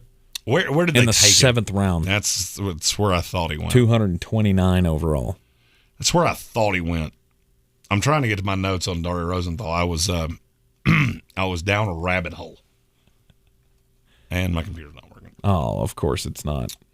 It's just blame it on the equipment. Go! God, this irritates the shit out of me. All the technology in the world, and you're beholden to your fucking internet connection. Mm-hmm. Dario Rosenthal, though, I'll just tell you off the top of my head what I can remember that I wrote about him. To me, I could easily see him being a guard. And his weight could be an issue. Mm-hmm. If I remember, that's why I'm trying to get back to his profile, because there's something happened with him it's not coming to my mind, and I don't know why. Getting closer. It just, while I'm looking for this, if I had a 14, it would have been Kalen Dyche from Arizona State. Super raw. Okay. He did. So apparently he had an injury. Is that what it is? There's something with Dario Rosenthal, and I'm like, I can't. It's he was not. Clicking with me right he was now. not able to play in the Citrus Bowl against Iowa. Well, I knew that because of an injury. So I'm guessing. I was just throwing that out there. Is that the thing that got you? This is why you should not keep your notes in cloud-based things. Ooh, that's never good. Well, when you use 3 different computers, it's really annoying to tug around a stupid-ass hard drive. Absolutely. Which I do anyway. Absolutely. I'm always amazed at how you can keep these guys straight anyway. So. It gets difficult at times, especially when you have just a complete brain lock. I will tell you another thing about Dario Rosenthal. They have 3 draftable offensive linemen. That makes me a little nervous because that can cover some deficiencies. And he has some technique deficiencies. There's no way around that. Okay. Somebody asked in the comments, with the Bengals picking 31 or 32, does that change anything for their picks? No, you had them at 31, right? Yeah. Yeah. Yeah, I did this week, so it is the most up-to-date order that it possibly could be. Right. So the order has I had the Rams at 32 and the Bengals at 31, not because I think the Rams win, but because they had the better record. Mm-hmm. So all of I do use a simulator to go through this just so I can keep track of it. And I do have to give a shout-out to I think it's Pro Football Network's simulator. Mm-hmm. They did a real good job of cutting out the guys that weren't actually in the fucking draft. Got to do that several times because I had my big board and I'm crossing them off. I'm like, why is this name not here yet? Oh. Because Will McDonald was the one where I went, oh, I missed that. Yeah, he was on your Chase Claypool list. You thought it was definite that he was coming out. I still love him. Well, you can love him next year. Oh, you know what? It'll be fine. Oh, we can search it this way. I'm not leaving until I get to Dario Rosenthal. Oh boy, I was like, just say it. So when you see me stalling like that, it's because there's something I know I should be remembering, and I'm not. Right. about a guy. Seth one says nothing worse than having a PowerPoint or a presentation on the cloud and then it doesn't work. Bingo. Your bosses really love that. Hallelujah. I finally got to Dari Rosenthal. All right. And tell us all about it. What is it? Boye's getting all pumped up for the Super Bowl for the Super Bowl parade, and I just I don't know, wouldn't get my hopes up too much. I remember what it was. He had a tape that was borderline undraftable. Oh, okay. And it might have been Georgia. It was one of the better teams because the kid that just beat his brains out was a draftable guy. Speed rushers. He's too tall. Mm-hmm. He's one of those. He's an offensive lineman that doesn't get great bend because he's ridiculous. He's 6'7", like 330. Yeah, so like a Falele. No, he's not that big. Oh, that's fucking Jack and the Beanstalk. It's Andre big. the Giant big. Yeah, that's a whole different ballgame. He didn't bend well, and it may have been Adam Anderson. Now that I'm thinking about it. All he did is get under him. Mm-hmm. And it happened time after time after time, and there's nothing to do about it. Developmental, I've got Dari Rosenthal in the 6th round. Okay. A boy said, why not? Been right all year. It's true. The man ain't wrong. It's the very man speaks true. truth. It's very true. I don't know. I always just kind of go into it with that, just keep it at arm's length. You don't want to embrace it too much and then be completely crushed when it doesn't happen. Fuck it. Embrace your quarterback's mindset. That's true. That is very true. Joe B's out smoking cigars and banging chicks. If you haven't heard the most recent Joe Burrow story, you should. Trended on Reddit. Apparently some girl that he slept with in college said that his objective was to be the best on the field and the best in the bedroom. Oh, okay. And according to her, he succeeded at both. He worked hard at it? Yeah, but he succeeded at both. Some guys have everything, don't they? Just one of them things. Doesn't suck. Yep. All right. So that's gonna wrap it up for us. The top 13 offensive tackles in the draft. We will do a defensive group next week. What defensive next group week do will we be have left? interior defensive linemen. Interior. We've done corners. We've done safeties. We've done linebackers. So we'll still have to do edge, and we'll have to do interior offensive linemen. So we got 3 position groupings left. Okay. And somebody asked, and I don't remember who it was. Somebody asked me to isolate these. I need to go back and find it. There were a couple of them that we hadn't quite figured out the procedure of doing these happy hours, and I fucked it up and didn't record it. Oh. So I got to go back and isolate it. Got to go back and find those. All right. So we will do that next time. Coming up tomorrow, we got Way Forward Wednesday, where we'll do another batch of off-season previews for NFL teams. We'll pick one from each division, go through what their plan is. We've already done 2 of these. If you missed any of them, of course, you can go back and find them on the YouTube stream. And they will all be isolated and put together with where teams landed on our future rankings. Yep. Twitter, Facebook, Instagram, wherever you see the overrated bands, help us push that out. Help get that out to your friends. Make sure that they vote in this thing. We want a full-on overrated bands war going on social media. Yeah, we're I'll level with you since we're in the happy hour and not on the radio. We're using this as a sales technique of, hey, this is how many people we can get to engage with things we do online. So any sharing, anything like that, all comments and things like that are greatly appreciated. We know that the 64 is kind of cumbersome. That's why we put it on the website as opposed to social media. There are apparently limits to how many polls you can do. Mm-hmm. So, without them getting flooded. So, that's the reason we did it that way. We'll do the first and second round that way, and then they will be more condensed to the social medias after that. Yep. Team by team, graphics, all that cute shit. Yep. It's going to be a lot of fun. We've already had a lot of response here in the first day. So, Kelvin Joyner says, why does Joe sound like a character from Blue Mountain State? Did you ever see that movie? No. No, he doesn't watch movies at all. I thought Blue Mountain State was a show. Was it? I thought that was that movie with Andy Dick. Where it's like D3 football. I don't know. I didn't watch it either, so I have no clue. Yeah, it was a show. Although, you got to see Home Team, the Sean Payton movie with Kevin James. It's actually pretty funny. Yeah, I'm good. Really? Yeah, it's some crap. Disney. Oh, he coaches his kids' team. Yeah, I'll pass. Oh, my gosh. It's a good movie. You should check it out. It's funny. It's a good time waster. Anyhow, we'll be back with you tomorrow at 3 o'clock on ESPN Asheville and, of course, right here in the Sportsocracy. I'm Tank Spencer. He's Jeremy Greene. And we will see you next time.